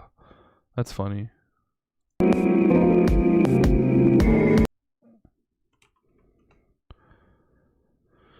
Huh. What the fuck is that, though? He references a lot of weird things. wait, what? What's a Cho Yusofa? Wait, what? You mean you don't know? He's a former pro wrestler and a huge movie star. Fictional. He was just in this movie called Man Bag. Oh, man, it was so sweet. He was all like, nom, nom, nom, nom, throwing the bag around like a big mouth. Oh. What the fuck is he talking about? And then like guns and gadgets and stuff would just fly out of it. Damn, just thinking about it gives me chills. After 3 seconds of silence, Lotus looked at Junpei. You're just screwing with me, aren't you, Junpei? Forget it. I'm just gonna tell you. This is a dog. Okay. So we got our answer. I'm gonna pretend I'm smart and say it's a dog. Jesus, man. These answers. These answers. What the hell?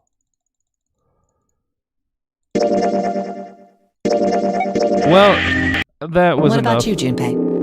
That was enough. Maybe a dog. No, see, you got the head here, and then these are the front paws, and then these are the back paws. Junpei traced the black contours. Oh, look. See? Oh, I see it. I guess you've got a point. Santa, despite his constant aloofness, was clearly impressed. Junpei glanced over at Lotus. She looked stunned. How did you know? You're right. I didn't think you would have been able to guess that. For a brief moment, Junpei felt a swell of pride. So, now we know what it's a picture of, but I don't see how that helps us. A TV show from Great. They took both, but these the first, the other one. Let's just so. First to Ireland, then they were the result. Yeah. 9.2%. 3 point then during the odd. Yeah.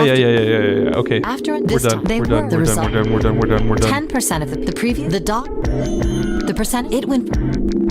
So do you understand? There was no way the second group they lived, but even so, why? Oh wait, a field. So then that. Yeah. Well, but the result in the end. Like I. Oh, we've got the Okay. Got it. Sorry. Curiosity had the best A of me. field not visible to the naked eye. Morphogenetic field. Okay.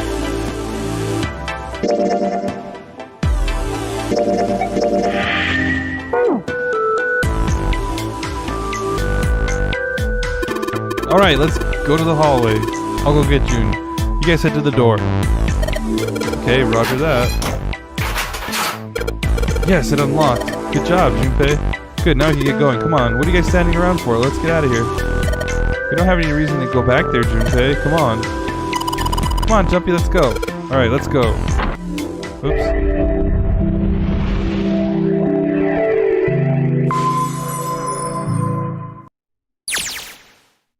They step through the door to find themselves in a wide hallway. Another hallway. Junpei, June, Lotus, and Santa stopped for a moment and looked at their surroundings. Short distance away, a metal grate extended across the width of the hallway. Come on, open! It's not going to open because you rattled it, you know. Damn it! They took hold and shook, but it refused to move. Look over here! Elevators. Nearby were a pair of elevators. Elevators. And the buttons? Of course they don't work. The power must be out here too, just like by the staircase. That leaves this door. Well, looks like we don't have any choice. Yeah. Sure does. Well then, let's open it. All right, here I go. Grab hold of the knob, quietly push the door open. He entered slowly, trying to take in as much of his surroundings as he could. The others followed shortly. Oh, so it's a kitchen. Santa did not look pleased. What were you expecting? Isn't it obvious? The exit. I was hoping this would be the way out of here. You really think it'd be that easy? Yeah, I know. Still. Yeah, Santa's the kind of guy who's like, fuck me for being optimistic for once. So, as they talked, Lotus headed deeper into the room until at last she stood in front of a door. If we can just get through this door, we should come out on the other side of that grate we saw earlier. But don't we need a key for that? No good. Sorry, I guess that wasn't very constructive. Neither Junpei nor Lotus looked terribly happy. Anyway, let's take a look. Junpei dug the ship map from his pocket, spread it out in front of him. As he did. Hey! What's that? Huh? Oh yeah, I guess I forgot to tell you. I found this a little while ago. It's a map of the B deck. Before Junpei could finish, Lotus snatched the map away from him. Let me see that. She ran her finger across it, muttering to herself. I knew it. See? Look. Yes, hold your horses. Junpei did as he was told. What did you figure out? Santa and June moved over to look at the map as well. This is handy. See? We came in here. Now if we go out there, then we'll be on the other side of the grate. With her finger, Lotus traced a path on the map. How about that? She's right. We can get out through there. There we go. Here, you can have it back. Satisfied that she had been correct, Lotus folded the map and handed it back to Junpei. Thanks. He took it and slid the valuable piece of paper back into his pocket. There's a card reader on the right side of the door. Yeah, we all means the key card is somewhere in here, right? We all figured these things out, yes, guys. That seems the most likely. All right, we know what we need to do then. Let's get moving. First off, I say we split up and look for clues. Hey, gang, it's time to split up and look for clues. Me and Daphne will go off to the side there. You, Scoob, and Velma can do whatever the fuck. I don't care. I'm pleasantly surprised that Lotus is really fucking smart. I like this side of her. Yeah, that's what I'm saying. Like, I'm kind of glad I got to spend more time with her because I got to realize she's not just a bitch every time I walk into her. Okay. Or cross paths with her, I should say. Because she just came off as, like, bitchy most of the time, but doesn't seem to be the case.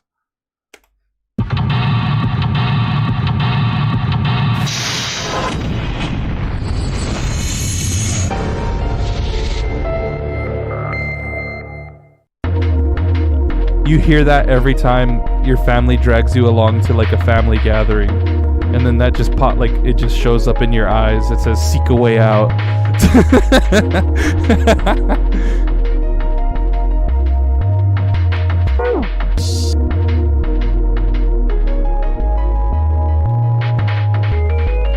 Okay, so there's a number pad. Got it. It's a lot of notes. Got a bunch of stuff written on them, but it doesn't look like a code or anything like that. It's a partition that splits the room on the right side of the wall. It's one of those swinging doors. You see them a lot in between kitchens and dining areas in restaurants. Without this door, you'd need to run all the way around the partition to get to the other side. That'd really be a pain in the ass, huh? Well, I guess it's not really important, but still. Wow, this pot looks like it's made out of silver. I bet drinking tea from this pot would be really yummy. Spending a day off with June drinking tea. Could such a day ever happen for me? Jumpy? Oh, nothing. We don't really need hot water, so we should be moving on. Maybe this table's for preparing food. There are plates everywhere. Trash can. There's nothing inside of it. Well, better than being full of rotten food, I suppose. Damn it, there's nothing in here. Hey, Santa, digging through the trash really suits you. What the hell did you say? Listen, lady, I did you a favor. I knew you'd just piss and moan, so I did it for you. Oh my. I don't recall asking you to do anything. Oh, and there she goes, being back to her bitchy self. I had to throttle you. Excuse me. Does it feel colder in here? A sink. It's still got water in it. There are a couple of plates in there, but I don't think they're gonna help us much. Oh, a whetstone. A whetstone? What are you planning to do with that? Oh shit, don't tell me you're gonna try and smash open the card reader. Are you an idiot? If you do that, then we'll never get out of here. Oh. Yeah, I guess that would be bad, huh? This whetstone's only gonna be useful if we need to sharpen something.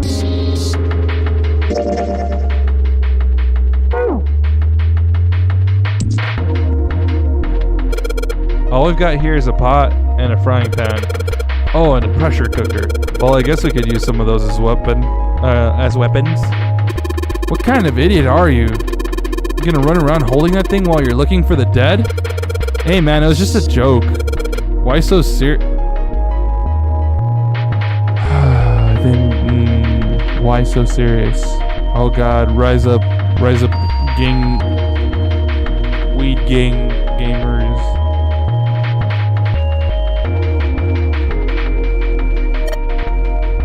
There's a pot on top of a stove. If there are some ingredients around here, I could cook up something for us. Lotus, you can actually cook? Who the hell do you think I am? Hey, nice, Gurren Lagann reference. Just who the hell do you think I am? Yeah. You'd better believe I know how to boil hot water and put in my instant noodles. And I can boil eggs too. So she can't cook. There's some bottles of seasoning in here. Okay.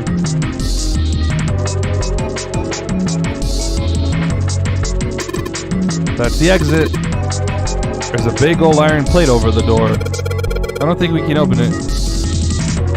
Hey Santa, could you open that door please? What the hell? There's no way I could open that thing. Guess you're getting to that age where your eyes start to go, huh? You better watch your mouth, boy, or someone won't live long enough to see that door open. This has got the two of them on edge. We gotta get out of here and fast. A countertop. We got a rolling pin and the colander. Nothing useful in other words. A well-kept countertop. Doesn't seem to be anything useful on it though. It's a tank with a pipe coming out of it. Nothing really that special about it. It's a bolt. And it's really rusty. Will this even open? We won't know till we try. Let's give it a shot. Alright, let's see if you're gonna come out. Damn, no dice.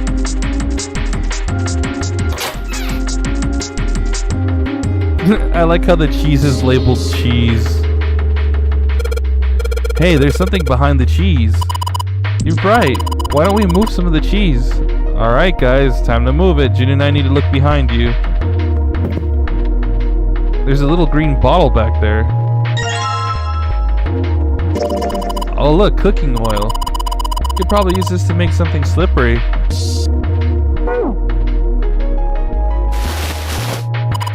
There's so much stuff in here. A whole lot of cans. This is probably a pantry. Cans lining every shelf in here. Wooden box on the second row though. It looks like some kind of large tin container. Well, it's empty.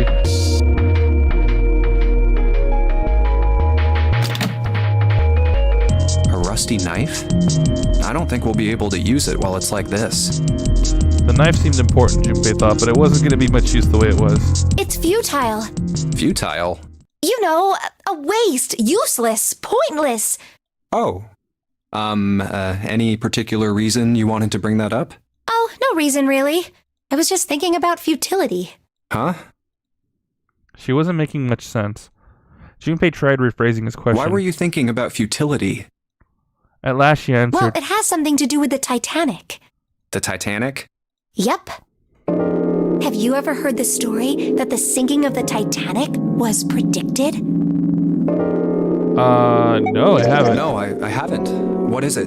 In 1892, 14 years before the Titanic sank, a novel was published. It was called Futility. It was written by an American novelist named Morgan Robertson. The story was about a big cruise ship colliding with an iceberg and sinking. Of course, if that was the only similarity, there wouldn't be any reason to mention it. It wasn't, though. The name of the ship, its nationality, course, departure time, size, displacement, maximum speed, number of passengers and crew, the number of lifeboats, even the location of the accident itself, and the cause, and the location of the damage. Everything matches the Titanic almost exactly. That's weird. It was almost as if he'd seen the whole thing happen. But this book was written 14 years before the Titanic sank. But that's not all. It wasn't just futility that predicted the sinking of the Titanic. There were two other similar stories written by a man named William Thomas Stead. Both of them before the accident. One in 1886 and one in 1892. Stead wrote two stories that had striking similarities to the Titanic disaster. In one, two ships collided. Many of the passengers died because there weren't enough lifeboats. In the other, a ship collided with an iceberg and sank. I don't know. I mean, I'll give you that it seems a little weird, but I'm pretty sure it wasn't too uncommon for ships to hit icebergs back in the day, or even other ships. I'd argue even back then that it was very common because you had like very limited visibility. You didn't have sonar technology, especially back then. So you really had to go by sight. And you had to hope that you weren't about to run into a fucking lighthouse or a fucking iceberg or any sort of like a landmass that like becomes very well hidden at night, obstructed by fog and whatnot. Right, I knew you'd say that. But what if Stead had some sort of special powers? To be more specific, what if he had the ability to do automatic writing? Oh, bullshit. What? Automatic writing? Wait, are you? Dude, she's a conspiracy nut. Oh my god. Are you talking about when someone's possessed by a spirit and then they write a bunch of stuff without knowing what they're writing? Yes. What do you mean, yes? That stuff's a load of bull. Okay, let's say, hypothetically, that automatic writing isn't a total load. She killed Junpei. God damn it, no, please. These guys still couldn't have predicted the sinking of the Titanic. When this dead dude wrote his thing, nobody had died on the Titanic yet. So if automatic writing is about being possessed by dead people, who the hell possessed him so he could write that stuff? That's not it. What's not it? Stead wasn't possessed by a spirit. He was doing the possessing. What are you smoking? William Thomas Stead was a passenger on the Titanic. He just wrote down what he saw with his own eyes 20 years before it happened. He decided it was probably best to say nothing. What June was saying was insane and utterly absurd. If he tried to take what she was saying seriously, he'd go mad. Junpei smiled uncomfortably. Well, why don't we talk about this some other time, okay? Huh? But... Her voice trailed off and she glanced at the floor, troubled. Come on, let's get back to it. Junpei tapped June gently on the shoulder and awkwardly reached around her to pick up the knife from the box. All of that because she was trying to go on this fucking tangent about how it's useless for me to pick up this knife, when, in fact, we're gonna use this for something. Maybe I'll use the whetstone to sharpen the knife. The blade of the knife is getting sharper by the second. I should be able to cut something pretty good with this. Look! Sharp knife now. So I guess you managed to sharpen the knife, Junpei. Who are you gonna stab with that? No one! You could probably cut something soft with that.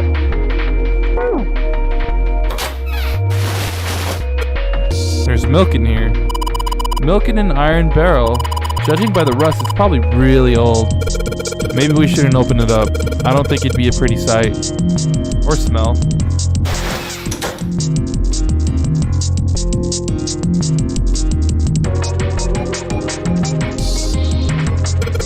Those 9 plates look pretty expensive. They're plates for appetizers. Remember, appetizers usually come on square plates. Okay, well excuse me, princess.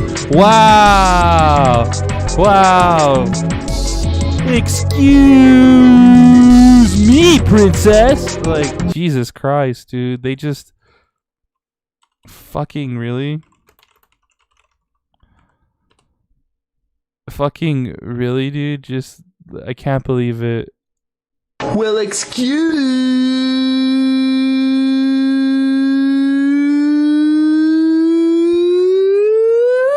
me, princess.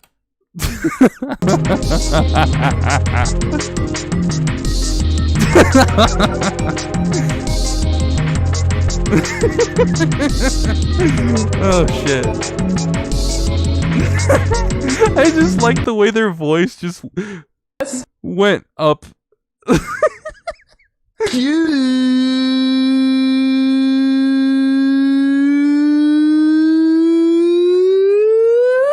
me, princess. Oh my god. Okay, moving on. 1, 2, 3, there's 10 of them. If you flip these over, they look like hats. The middle's super deep for a plate. They're soup plates.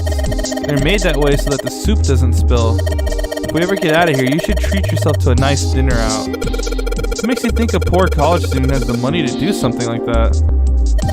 I think there are 15 of these plates. I'm assuming they're for seafood.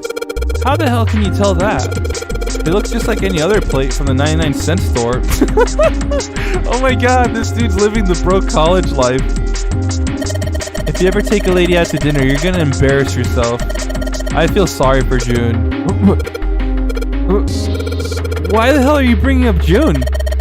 The lady doth protest too much, methinks.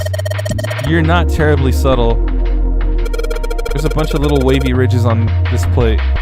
Those plates are for serving meat. Oh, you really are ignorant, aren't you? Come on, it's not like I need to know this crap. Jeez. Seriously. Oh, the game froze. There's a voucher at the end of the counter. This voucher doesn't match the number of plates on the table. It says appetizer 9, meat dish 10, soup A, seafood dish F on the voucher. What the fuck?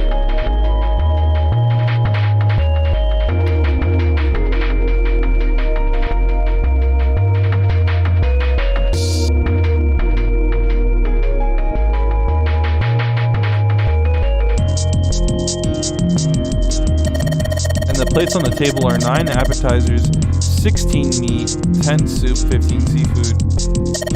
Maybe they're using hexadecimal here. And hexadecimal is the number system that goes 8, 9, A, B, C, D, E, F, 10, 11. You're familiar with base 10, right? That's the normal system of numbers. The base 10 equivalent for hexadecimal numbers would go like this.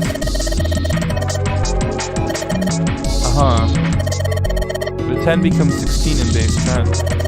I know it sounds strange, but you can think of it as just 6 letters added onto the normal number system after 9. Okay, I think I get it.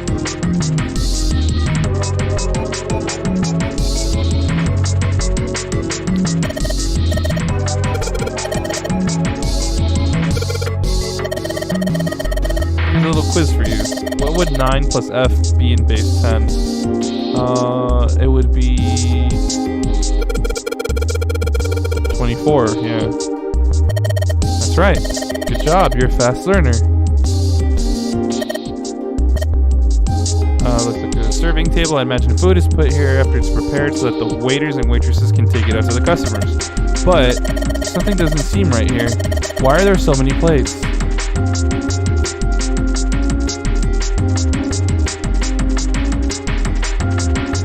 But I don't...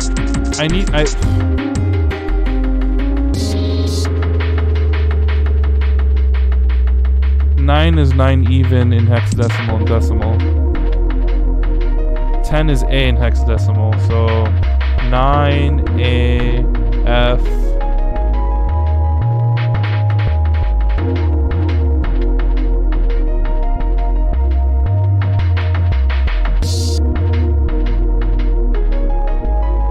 AF10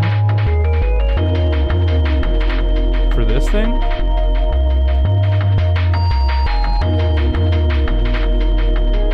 Wait.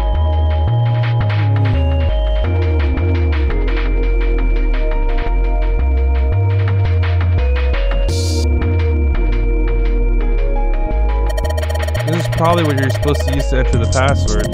Maybe if we put in the right number, it'll open the oven door. Hey Junpei, why don't you try entering the numbers we found on the voucher earlier? The one that said appetizer 9, so, okay, 9. 9.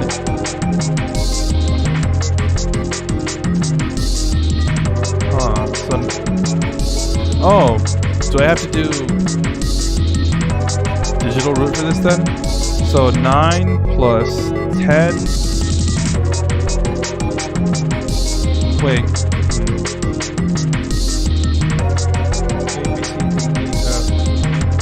Oh yeah, 10 is 16, so 9 plus 16 plus 1. Oh wait, 9 plus 16 plus 11 plus 15. I think, right? Let me write this down. So... it's 9 plus 16, because, wait, no. Yeah, because after 9 it's A, B, C, D, E, F. So 9 plus 16, plus, 9, A is 10. And then F is 15. Okay. Convert the 10, A and F to base 10.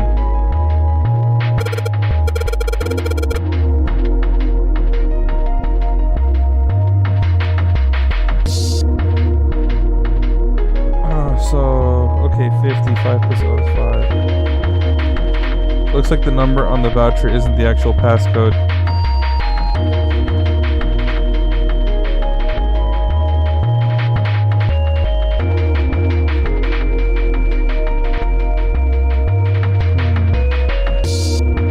Nine plates for appetizers. 10 is A. Wait.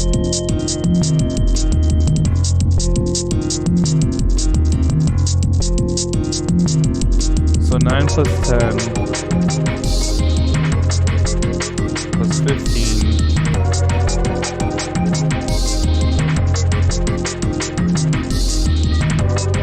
plus 10.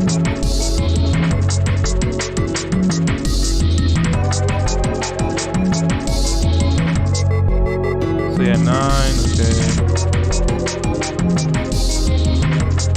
So 9A.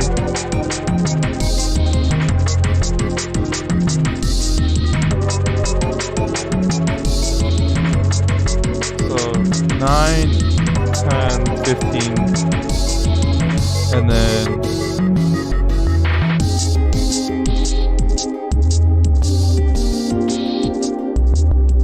9, 10, 15, 10. Yeah, okay, so then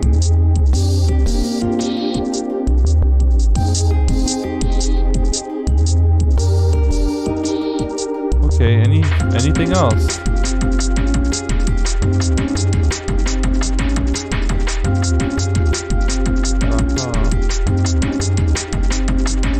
So 2 of these smaller ones, 1 big one.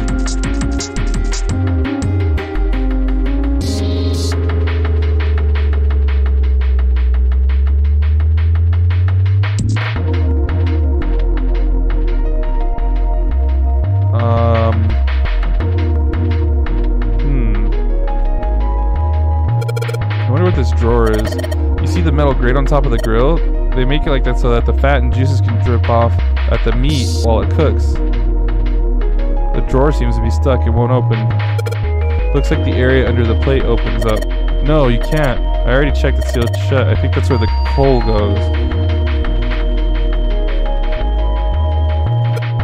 Alright, it's going. Do you think this is all part of Zero's plan? Probably. Kinda hard to believe there's a chef on board somewhere.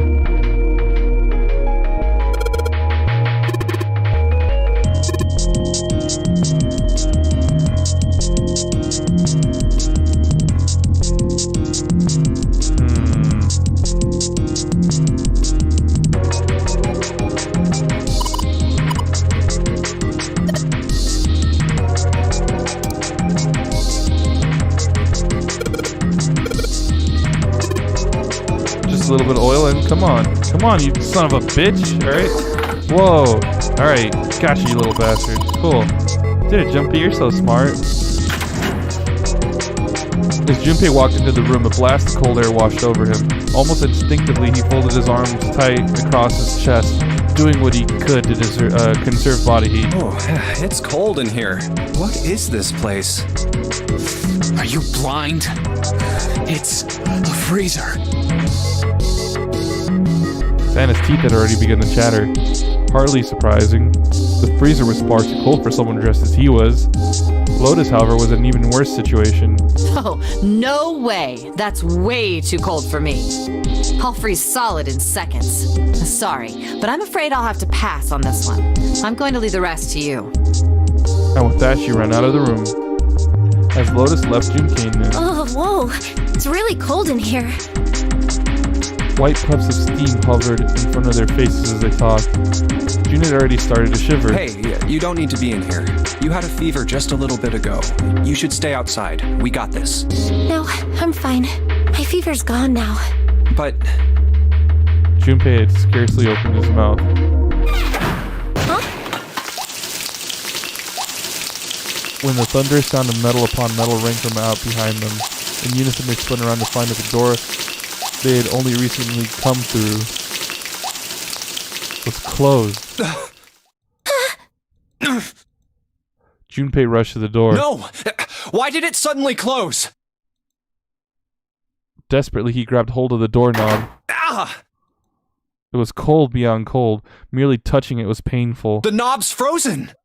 But why? They quickly deduced that the pipe next to the door had ruptured. It looks like the pipe next to it broke, and... Water released by the rupture had hit the door and frozen instantly. Santa shoved Junpei aside and pounded against the door. Hey, Lotus! You're out there, right? Open the door!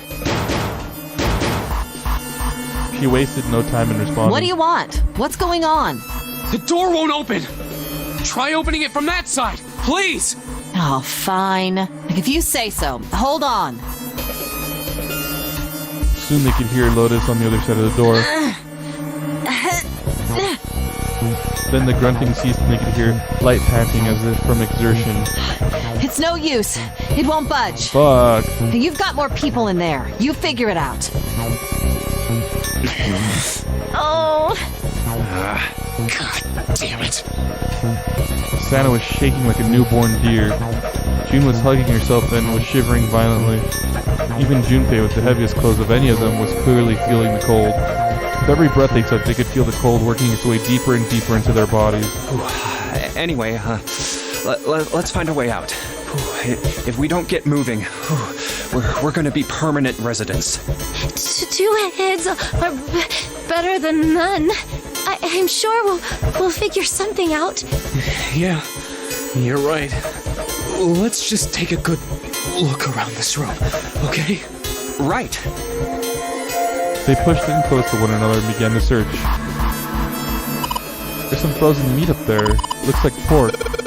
Huh, what's this? It looks like a tag or something. Jumpy, is there a slip of paper in that meat? I think there's something written on here, but I can't read it like this. If we try and pull it out, it'll probably rip. You need to defrost that. Don't think we're going to be doing that in this room. Everything's frozen in here. It doesn't look like there's anything else interesting. Okay. It's a rope. Well, we could use it to attach something to something else, I suppose. There's so much stuff in here. Why don't we take some of it out, Jumpy? The storage area built into the floor like a small cellar. There are a couple of bottles in here. A water bottle. Yes, it is. Okay. Empty water bottle. The neck's pretty small. I don't think I could fit anything very big in there. There isn't anything else that looks useful. Okay.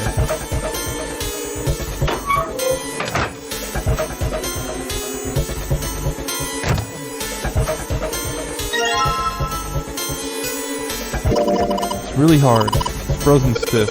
Hey June, can you say that again? Say it again. It's really hard. Again. It's really hard. Thanks. Something wrong, Junpei? Your face is bright red. Nothing. I'm fine. If it's that hard, you could probably use it as a hammer. Yeah, good point. Maybe we could use it to break something. Like the ice?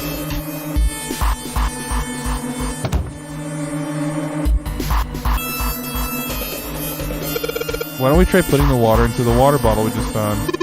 Why would we do that? It'll turn into ice. And what the hell are we going to do with ice? We're going to be ice in a few minutes. I don't know.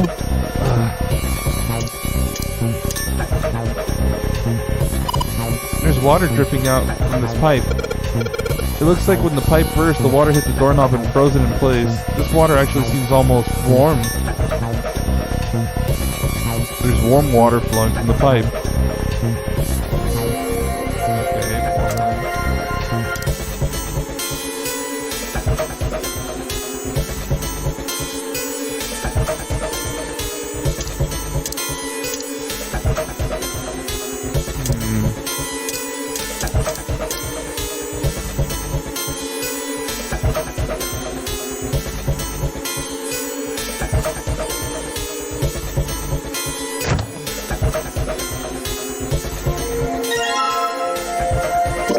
Dry ice? Can't you make that stuff cause an explosion if you seal it in something that's airtight? Explode? Yeah, didn't you do that in school? You should never underestimate the power of expanding gas. Junpei picked up the dry ice with his sleeves so as to avoid burning himself. Dry ice is just frozen carbon dioxide, right? You're back from the shower. What'd you miss? We got locked in the meat locker. Lotus is the only one outside because she's like, fuck this. I don't want to freeze my tits off. Later, fuckers. She wasn't being a bitch about it, though, to be fair. And then after she left, like, the pipes burst in the meat locker, like the cold storage area, and it froze the door shut. So we're trying to figure out how we can open the door. Yeah, it is. I wonder how warm it has to get for it to turn back into gas again. Hell if I know. How is that going to help us anyway? Oh, well, I figured we might be able to use it to get out of here. They were about to move on when June spoke up. Carbon dioxide sublimation point is negative 109 degrees. Any warmer than that, and it'll turn into gas. Any lower, and it becomes a solid. Junpei looked at her dumbfounded. Oh, how do you know that? Despite my looks, I'm the the queen of random knowledge. She's like me whenever I mess up my words. I just go make dumb, stupid noises because I acknowledge that I fucked up. Looks bad to mess up when you're showing off. Yeah, that's totally me when I fuck up my words. Oh, you're so cold your mouth's going numb? Yeah, that's right. You're just doing that on purpose, aren't you? June giggled and did her best to hide her guilt. At least she was still feeling good enough to joke around, Junpei told himself. Come on, guys. Don't you think that's kind of weird? I wonder why it doesn't turn into a liquid first. Santa was now shivering at an astounding rate, but his curiosity seemed unaffected. Junpei. He wanted out of the freezer now. It did seem rather odd. It is kind of weird. June answered. But it can turn into a liquid. Carbon dioxide turns to liquid if you put it under high enough pressure. But at 1 atmosphere, normal air pressure... It won't turn into a liquid, right? That's right. Instead of melting, it'll do what's called sublimating and change immediately from a solid state to a gaseous one. See, that is weird. Water's a liquid between 32 degrees and 212 degrees. So why isn't that the case for carbon dioxide?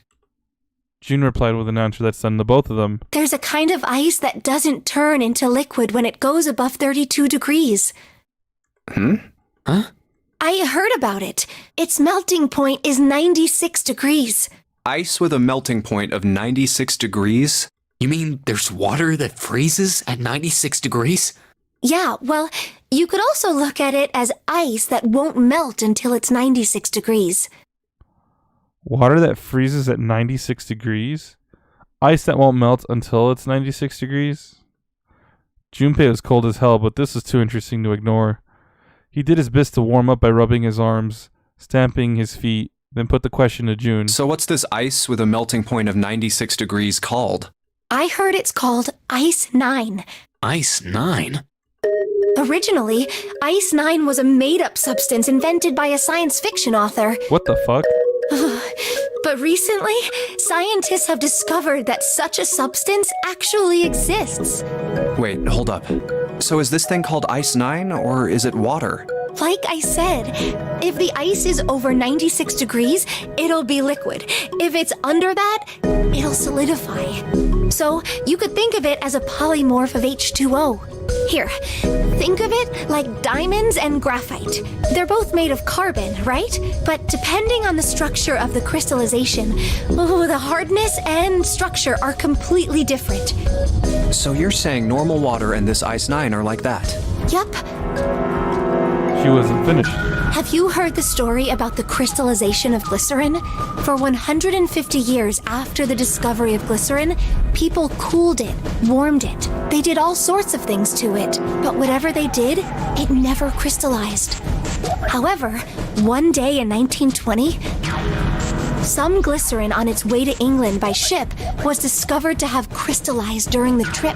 Scientists around the world wanted to research this new crystallized form of glycerin and asked for seeds. Oh, a seed is a sample of the original crystallized substance. With a seed crystal, further crystallization of glycerin would be easy. However, something very strange happened. Not only did the glycerin encouraged by seed crystals begin to crystallize, even the samples nearby did, even though they were tightly sealed. And it didn't end there. After that day, It doesn't matter where in the world it is. All glycerin crystallizes naturally when cooled to less than 64 degrees. Before that day, no matter how glycerin was cooled, it refused to crystallize. What the hell? But once the crystallization had begun, it was almost like... How do I put it? It was almost like all the glycerin in the world was communicating. Communicating in some way that we can't sense. Oh, this is like the thing 7 was talking about. And now it's happening everywhere. This is exactly the same thing. Junpei was honestly impressed. It was, in fact, a pretty interesting story. Wow, that's pretty interesting. But, what does that have to do with Ice 9? To his surprise, it was Santa, not June, who answered. What she's saying is that it's a lot like Ice 9. What happened, I mean. A lot like? Oh, that would be bad.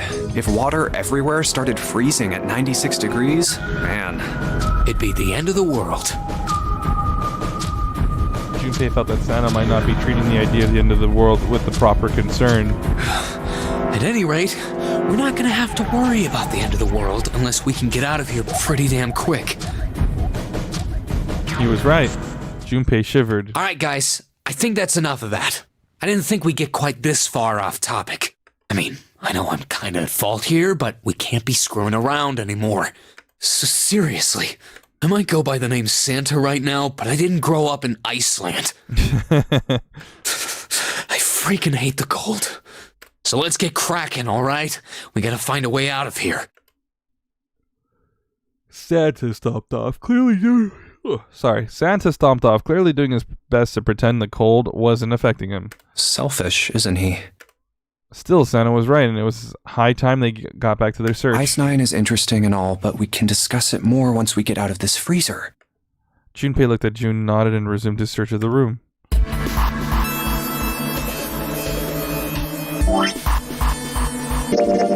Dry ice. We might be able to cause an explosion if we put it in something airtight and make it melt.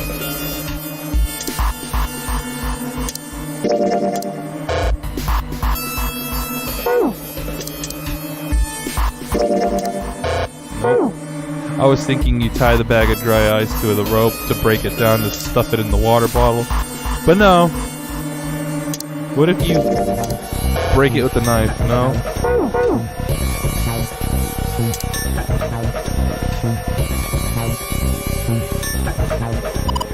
This thing's covering something. It's frozen solid.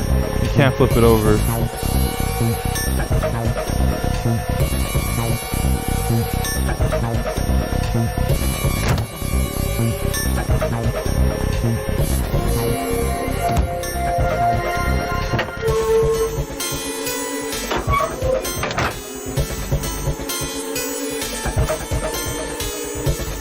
Hey, Junpei, didn't you find some dry ice earlier? Yeah? There's warm water coming out of that pipe. Warm water and dry ice. What do you think would happen if we put that stuff in a sealed container together? It's an empty water bottle. The neck is pretty small. I don't think it could fit anything very big in there.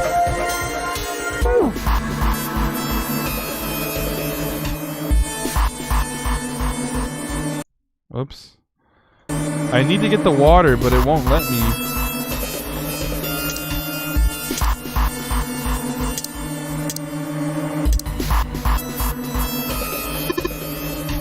Let's start off by putting the dry ice into the water bottle. But the dry ice is too big. Well, you gotta figure out a way to make it smaller then, don't you, genius?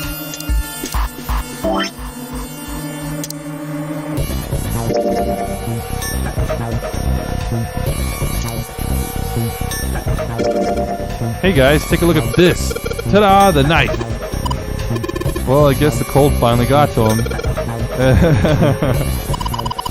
Jumpy, you're scaring me. Oh man. Break it. What if I smash it with this thing then? There you go. Alright, the dry ice is all in pieces now. Okay. Wow, you crushed it up really good. You should be able to get it into anything you want now. Can't you make that stuff cause an explosion if you seal it in something airtight? Okay, I'm gonna put these pieces of dry ice into the water bottle. So you put the dry ice in the water bottle, Jumpy. If it explodes, it could probably blast away the ice on the door. So how are we going to get it to stay against the doorknob? And let's just tie a rope on here. There we go. Water bottle bomb. Warm water dripped from the ruptured pipe near the door. Put water into the bottle with dry ice, and make sure the lid's closed. Now I just have to put this makeshift bomb on the doorknob. Alright, that's set. So, what do we do now? We just need to give it a little, tap. The bottle's already about to pop. If we just throw a rock or something at it, it'll go off all on its own. A small rock. Huh. A small rock. Junpei looked down at the floor. Scattered across it were pieces of dry ice left over from the larger chunk that he'd crushed earlier. Alright, this ought to do the trick. He pulled his sleeve down over his hand to keep it from getting burned, and then grabbed a chunk of dry ice. Ah, some dry ice, huh? Not a bad idea. It was a pretty good size, about as big as a pool ball. Alright, guys, stand back. Actually, we should probably hide somewhere. Both Santa and June looked at him with new concern. Where exactly do you expect us to hide, genius? There isn't really anywhere big enough. Yeah, there is. Look, right here. We can hide in there. Junpei pulled open the door to the small cellar. Come on, get inside, quick. Oh, that's a horrible idea, dude. Fuck that. Santa and June nodded and jumped down into the hole. Junpei quickly followed. In his hand, he could feel the chill of the frozen carbon dioxide, even through his sleeve. He tightened his grip, took aim, and prepared to throw. All right, here I go. 3, 4, 5. You're counting the wrong way. Oh, oops. Gets locked in exactly. That is a really sad excuse for a joke, man. Game over. Sorry, dude. All right, for real this time. You guys ready? Yes, whenever you're ready. Just throw the damn thing. All right, here I go. 3, 2, 1.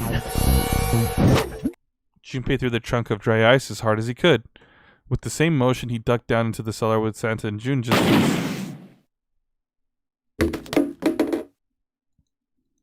Junpei leapt up out of the cellar and ran to the door.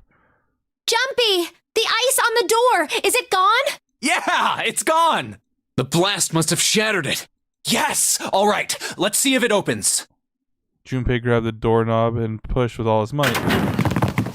The door gave way easily and all three of them tumbled out of the freezer at once. Hooray! We're out! June, relieved, collapsed on the floor. Move! Santa shoved past Junpei and ran straight to the grill, which he immediately grabbed. Oh, god damn it! Hot, hot, hot, hot, hot, hot! Fuck! He proceeded to kick the grill in a futile but amusing fit of rage. Well, you did just grab the grill. What did you think would happen? Yeah, what the fuck? Hey, where's Lotus? Oh. It took Junpei only a moment to find her. She was sitting on the counter, idly scratching her chest.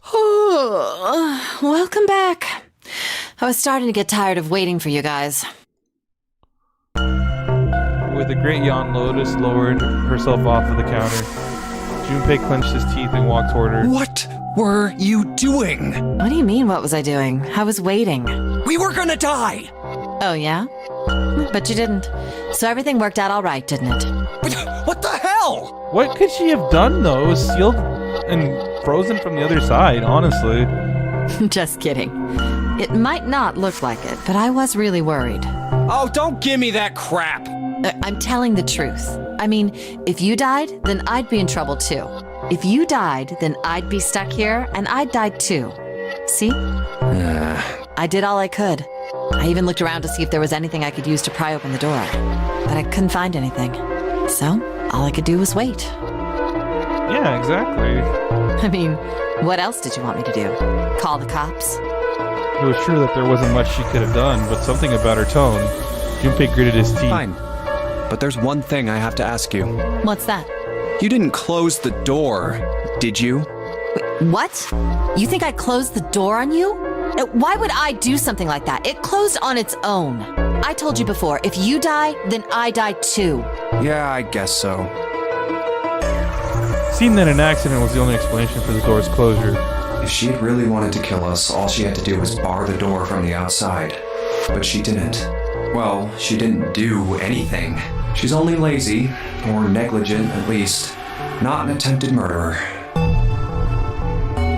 Junpei swallowed his anger and did his best to apologize. Well, I'm sorry. I'm sorry I doubted you.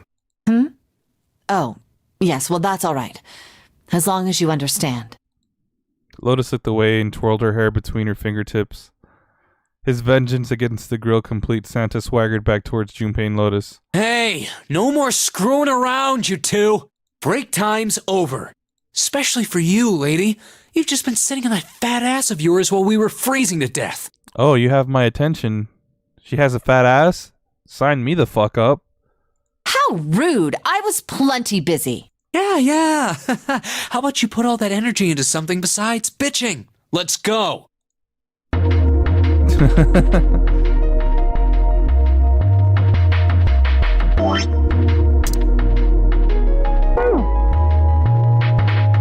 To sink with water in it. Smart and pretty. Couple of plates in the water.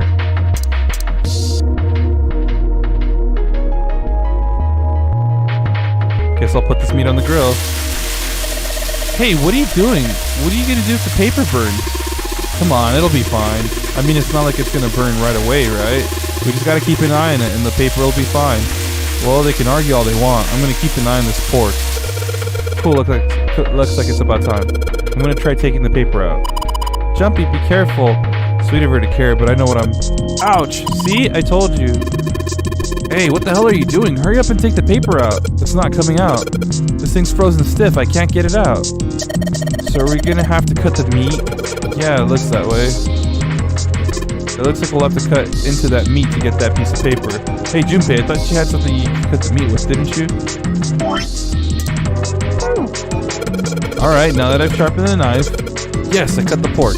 Awesome, Junpei. Now I can cut out the paper. D plus 10 plus F. Okay, so 9, 10 is C. I'm sorry, 10 is A, 11 is B, 12 is C. So 12 plus 10 plus 15, I think? Okay.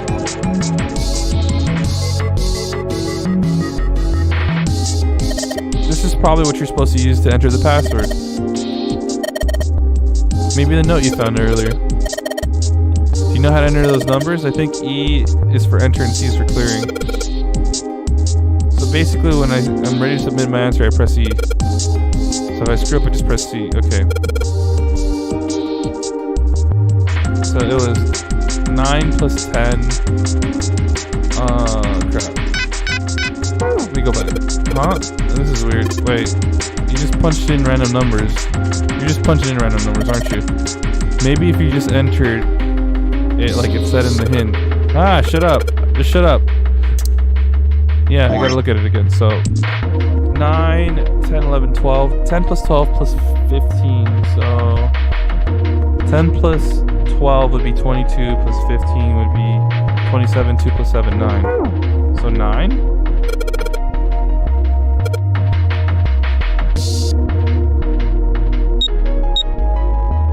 No, that's not it either. Oops. Remember that. Yeah.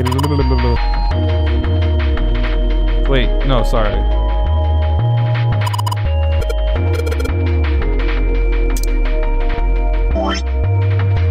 No, C, sorry. So,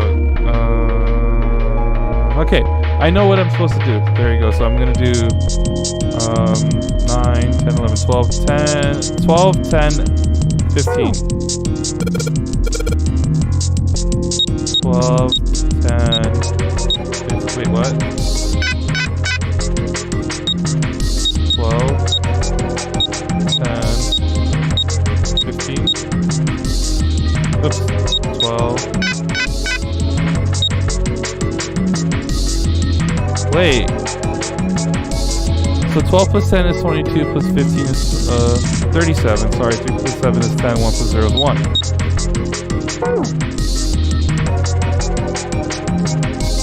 Alright, let me look at this stupid fucking thing here again. 12, yeah, so 12 Oh, 12 plus 16 plus 15 then. Sorry. 12 plus 16 plus 15. Okay.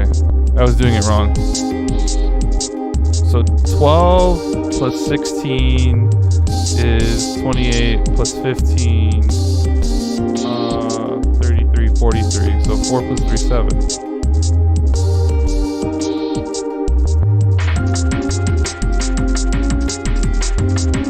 Wait, is that right though? Hold on. Let me get a little notepad going. Sorry, notepad. So I don't have to keep looking back and forth at this, right? So C plus 10 plus F. Okay. And then we saw over here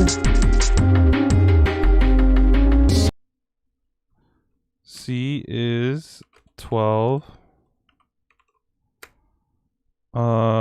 10 is 16. F is 15.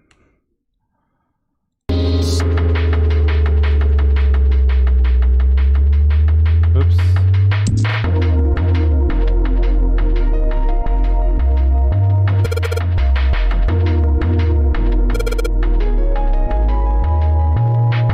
So 12 plus 10, 12 plus 16 is 28, and 30, 33, 43, so 43. No. 12, 16, 15.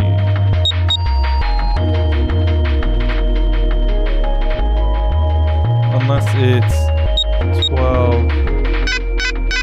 Oh, sorry, I'm clearing. 12, 16. Oh, I'm stupid. I was clearing instead of entering. Oh, that's what it fucking is. So, fuck. Okay, so 26. Okay. No, 28. 28, 29, 30, 33, 43. So 43. Sorry, guys. Sounds like metal is falling. Well, I guess that went well. Door open. Okay. Good job. We're done. We're done.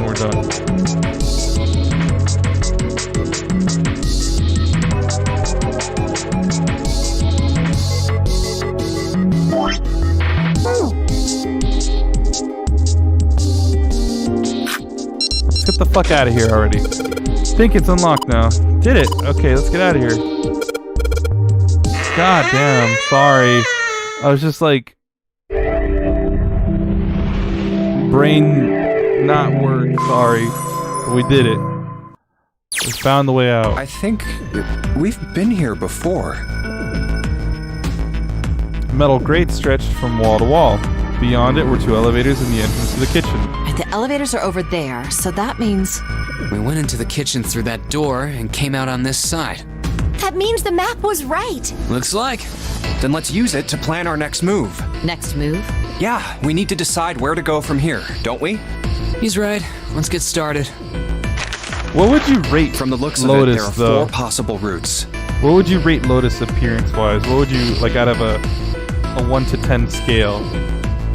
Because I think she's cute. Let's Okay. just keep it simple and call them A, B, C, and D. First, A and B. They both seem to connect to a room that looks L-shaped. Yeah, there were 2 doors. But they were both locked. We couldn't open them. Now, route C. This goes all the way to the main staircase. That means it's door 5, one of the numbered doors. Maybe a 7. She's not your type, but she's pretty. Then do you think we would meet up with the other 4 after this hallway? Yeah, she's up there, definitely an 8. I agree with you on that one. No, I don't think we will. Why not? Look, there by the stairs. See how the gate is opened? When we went into the kitchen, it was closed, but it's open now. What do you think that means? They opened it. Most likely. And if we take Route C, we're going backwards. That would be pointless. Then that means All four looked at the map.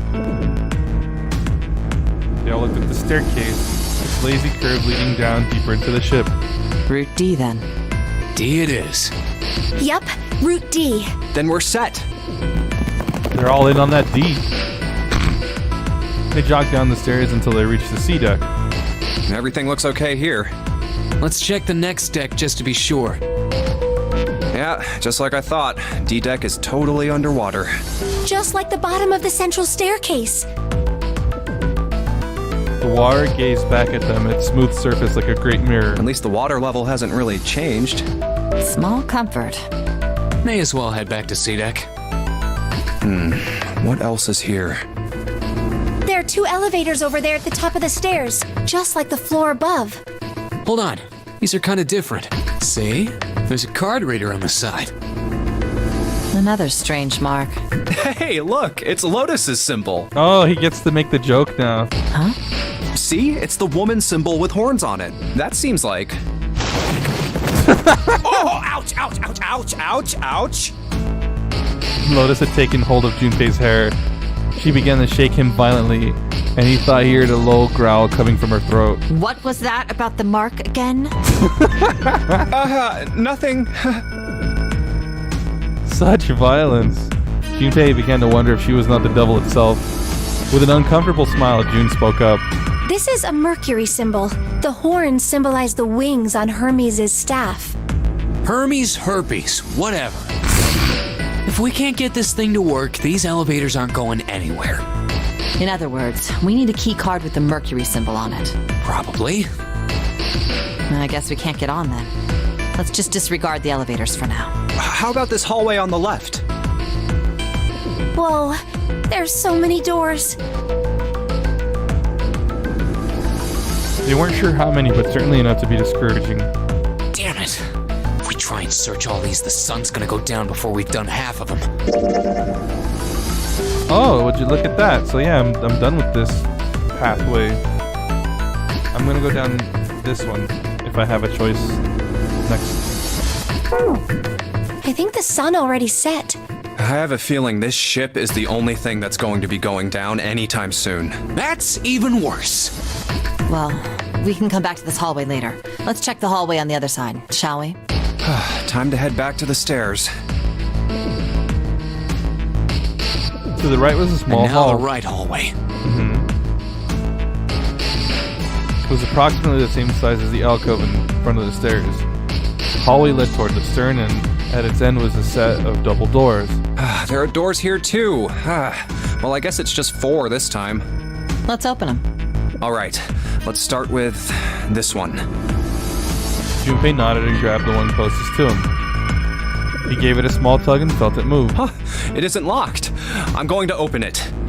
Thrilled to have found an unlocked door, he threw it open.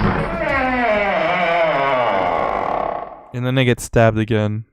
Junpei didn't know what to make of what he saw. What? No, that's the hospital.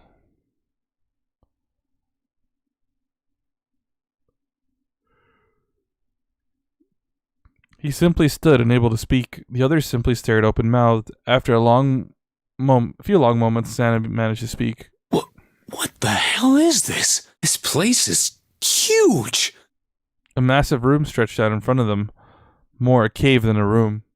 Its vastness was oppressive, and it bore down on the 4 companions. It was not empty, however. The entire room was filled with lines upon lines of beds. Oh, there are beds everywhere. They were simple things, little more than pipe and thin mattresses. Is this a hospital? He had at least been able to put a name to the harsh scent that pervaded the room. It definitely has the smell. Oh, sorry, he had at last. Sorry. It definitely has a smell, okay. Could be. I see medicine cabinets and surgical tools. Hey, look there. The 4 doors at the end.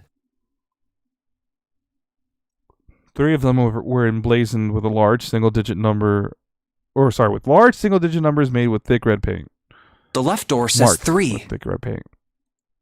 The second door is blank, but the third has a 7. And the rightmost door is 8. There's no doubt. They're numbered doors. Why is the second door blank? Because it's the exit for 3. That seems kind of strange, don't you think? No point worrying about it right now. Let's see if these will open first. Yes, that sounds like a good plan. Junpei headed toward the doors, weaving his way through the beds. Started with door 3 on the left and moved right until he reached door 8. Yeah, they're not going to open, dude. The reds are right there. You see them. Oh, it's no use. And they're not active yet. Well, of course. If it was that easy to open these doors, what would be the point of the nonary game? We have to activate the red, or the numbered doors won't... Wait a minute. What's wrong? Look, the display on the red. There's nothing on it. Huh? Don't you remember? The red at the central staircase? If no one was inside, it said vacant. Oh yeah, you're right. But this one... There's nothing on it. Right? I wonder if it's broken. Only one way to find out.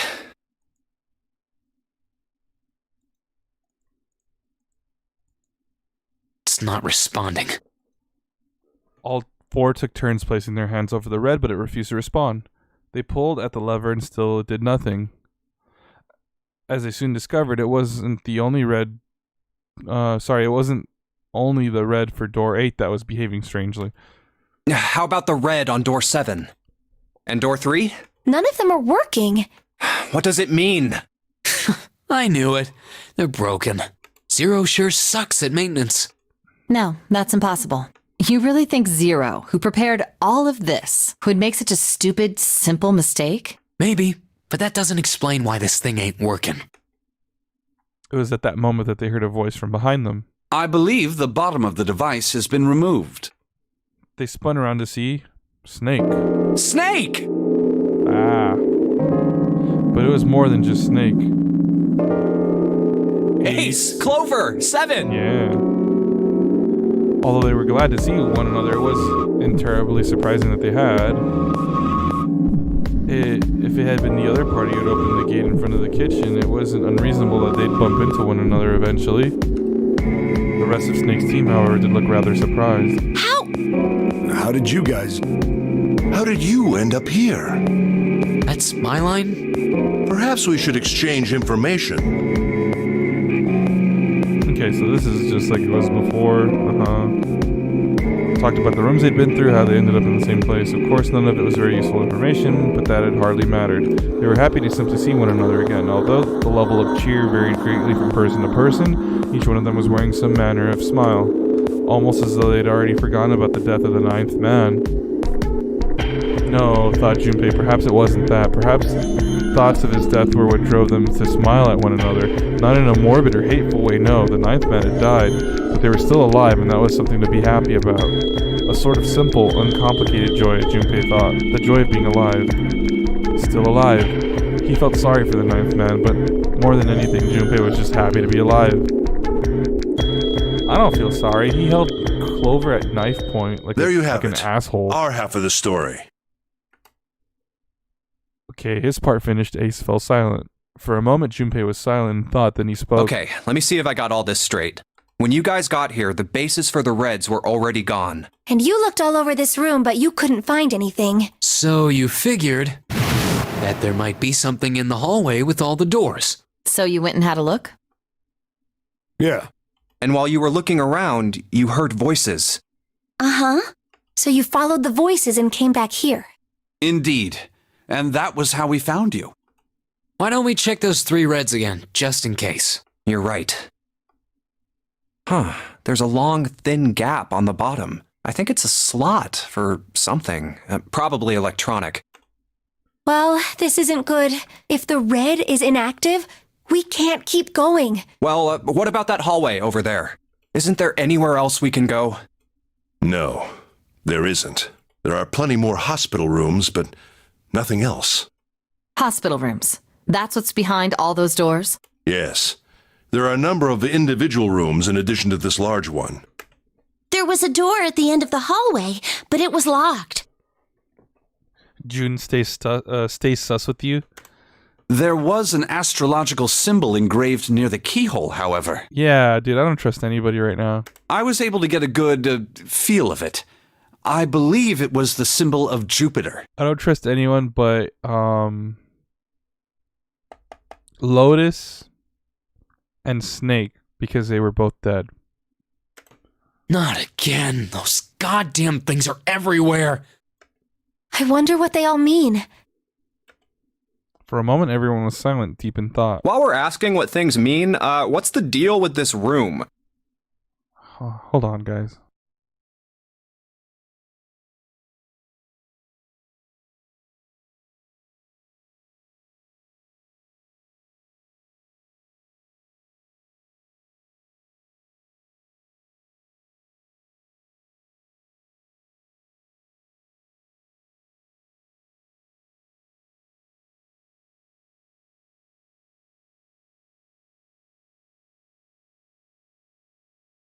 I mean, I thought this was a cruise ship, but I can't imagine a cruise ship would have a hospital like this.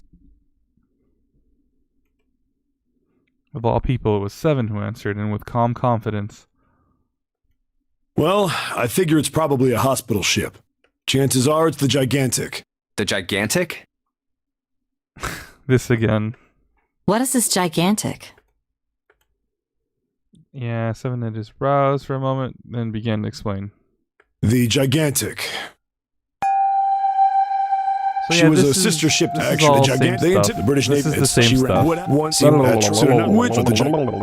So you're Okay. saying this Lord Gordain... Yeah, this is the same Yeah. stuff so far. That's Pipe what? That's Proof? proof that this ship is Well, this ship's got stuff that's like the. So, I just. Yeah. No. like. Well, I mean.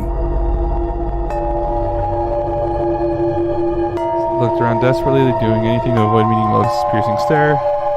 Scratched his head for a moment, then gave up.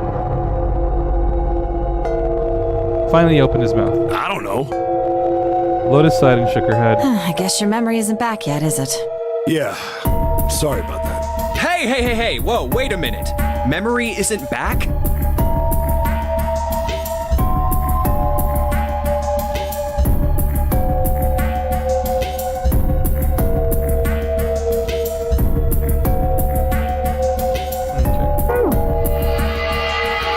Oh yeah, okay. He wouldn't have known until right now. Junpei he felt legitimately shocked by what seemed to be new and very important information. Everyone else, however, seemed unimpressed. In fact, they all looked at Junpei as though he had said something very strange. Yeah. Your point being? He decided to revise his attitude for the next question. Wait, was I the only one that didn't know? Everyone nodded. Why? Oh.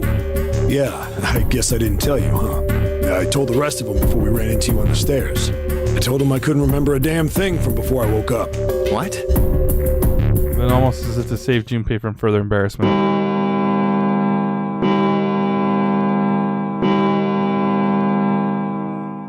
Huh. A bell. 3 rings. It sounds like the clock in the main stairway. 10, 11, 12. Huh, 12. It's midnight. Then we've still got 6 hours left, right? We don't have any time to screw around. Let's get going. We gotta find the missing parts for the Reds. What do you mean find? How on earth do you propose we do that? We've looked everywhere in this room. That only leaves one place to look. One? Well, not just one. Well, I guess it's not really right. Hmm? The other Wait. hallway. Don't tell me you mean we need to search all of the other rooms. Don't freak out. We've already searched 4 of them. 4 rooms? We just have to split up the rest between the 8 of us. If each of us can do 6 rooms apiece, we'll have the other 48 rooms cleared in no time. There are 48 other rooms? Her earlier experiences had apparently not encouraged Lotus to trust Seven. Seven scratched his head awkwardly. Maybe? I don't know. All right, so everyone knows which area they're searching? Yeah. Yes! Junpei was chosen to search the rooms on the starboard side, moving from fore to aft. We'll all meet up when the clock goes off again. How about in that room with all the beds? Yeah, sounds straightforward enough. I'll shout if I find any of the components we need.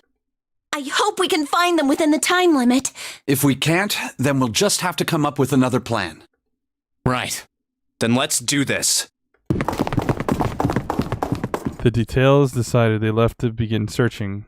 Out into the hallway they went, each to the rooms they'd been assigned. However...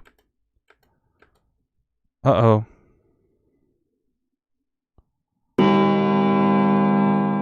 From far away, Junpei heard the bell ring. It did so only once. It was 1 a.m. It's 1. I better get back to the others.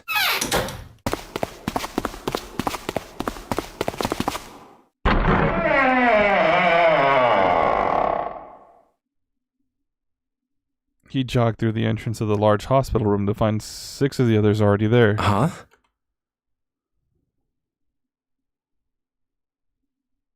Ace, Santa, Clover, June 7, and Lotus. They'd gathered in front of the door number 8. In front of door number 8. Or perhaps to be accurate, they'd gathered in front of the red next to door number 8. What are they doing over there? Had one of them found the missing piece? What happened, guys? It was June who answered them. Jumpy, look! She was pointing at the red. He pushed through the others until he stood in front of it. Yep, immediately he knew what she had meant. Vacant? Junpei sighed. Come on, guys. Who was it? I thought we were supposed to yell if we found it. Well... Junpei wondered why she was hesitating. The others looked as confused as June, but kept their mouths shut. What the hell? What is up with you guys? Okay, so this is playing out as normal too. Well, that's the thing. We don't know. You don't know? When I got back, it was already like this. There was no one else here. That means I was the first one back, but the missing parts were already back in the red. What? Let me see. Junpei looked at the bottom of the red again just to make sure. Slot had been open and the bottom was not covered with metal. You're right. It's in there. What about the other 2? They're the same. Let me take a look. Okay.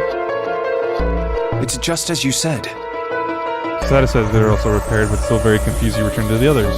All right, I just want to be sure here. Nobody has any idea what the hell happened here, right? Correct.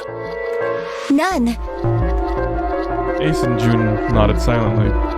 7 raised his hand as if to say, not me, and Santa just shrugged. Only Clover lowered their head and did nothing. Huh. Wait a minute. That was when he noticed. Where's Snake? Oh. Yeah, same Does that shit. mean that he found them? I've no idea. There's nothing to suggest it, but nothing to suggest he didn't either. I don't suppose we'll know until we can ask him in person. Well, whatever he did or didn't do, he's pretty damn late. What the hell is he up to? Maybe he's lost. Yeah, well, that seems likely. Dude can't see. I don't know how he gets around in the first place. Clover raised her head. No! That's impossible! Chigayo. Yeah, my brother's blind, but he's got really great hearing. He can get around as well as anyone who can see. So he couldn't get lost. That's impossible. Chigayo. Alright, yeah. This is the same. This is the same.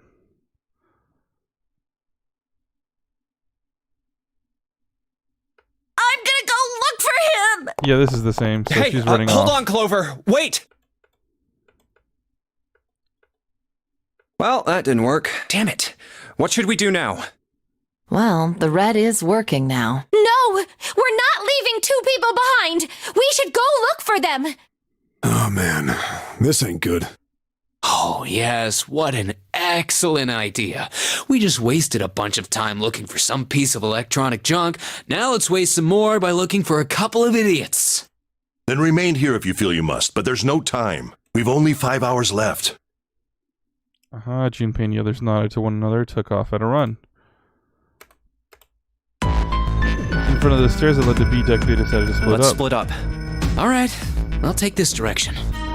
Then I shall look that way. I'll be over here. See you all later. Soon only 2 of them were left. Those two are Junpei and June have been a few steps behind the others. All right, we should go too. Yes, but Let's go. where should we? Okay. Let's see. So.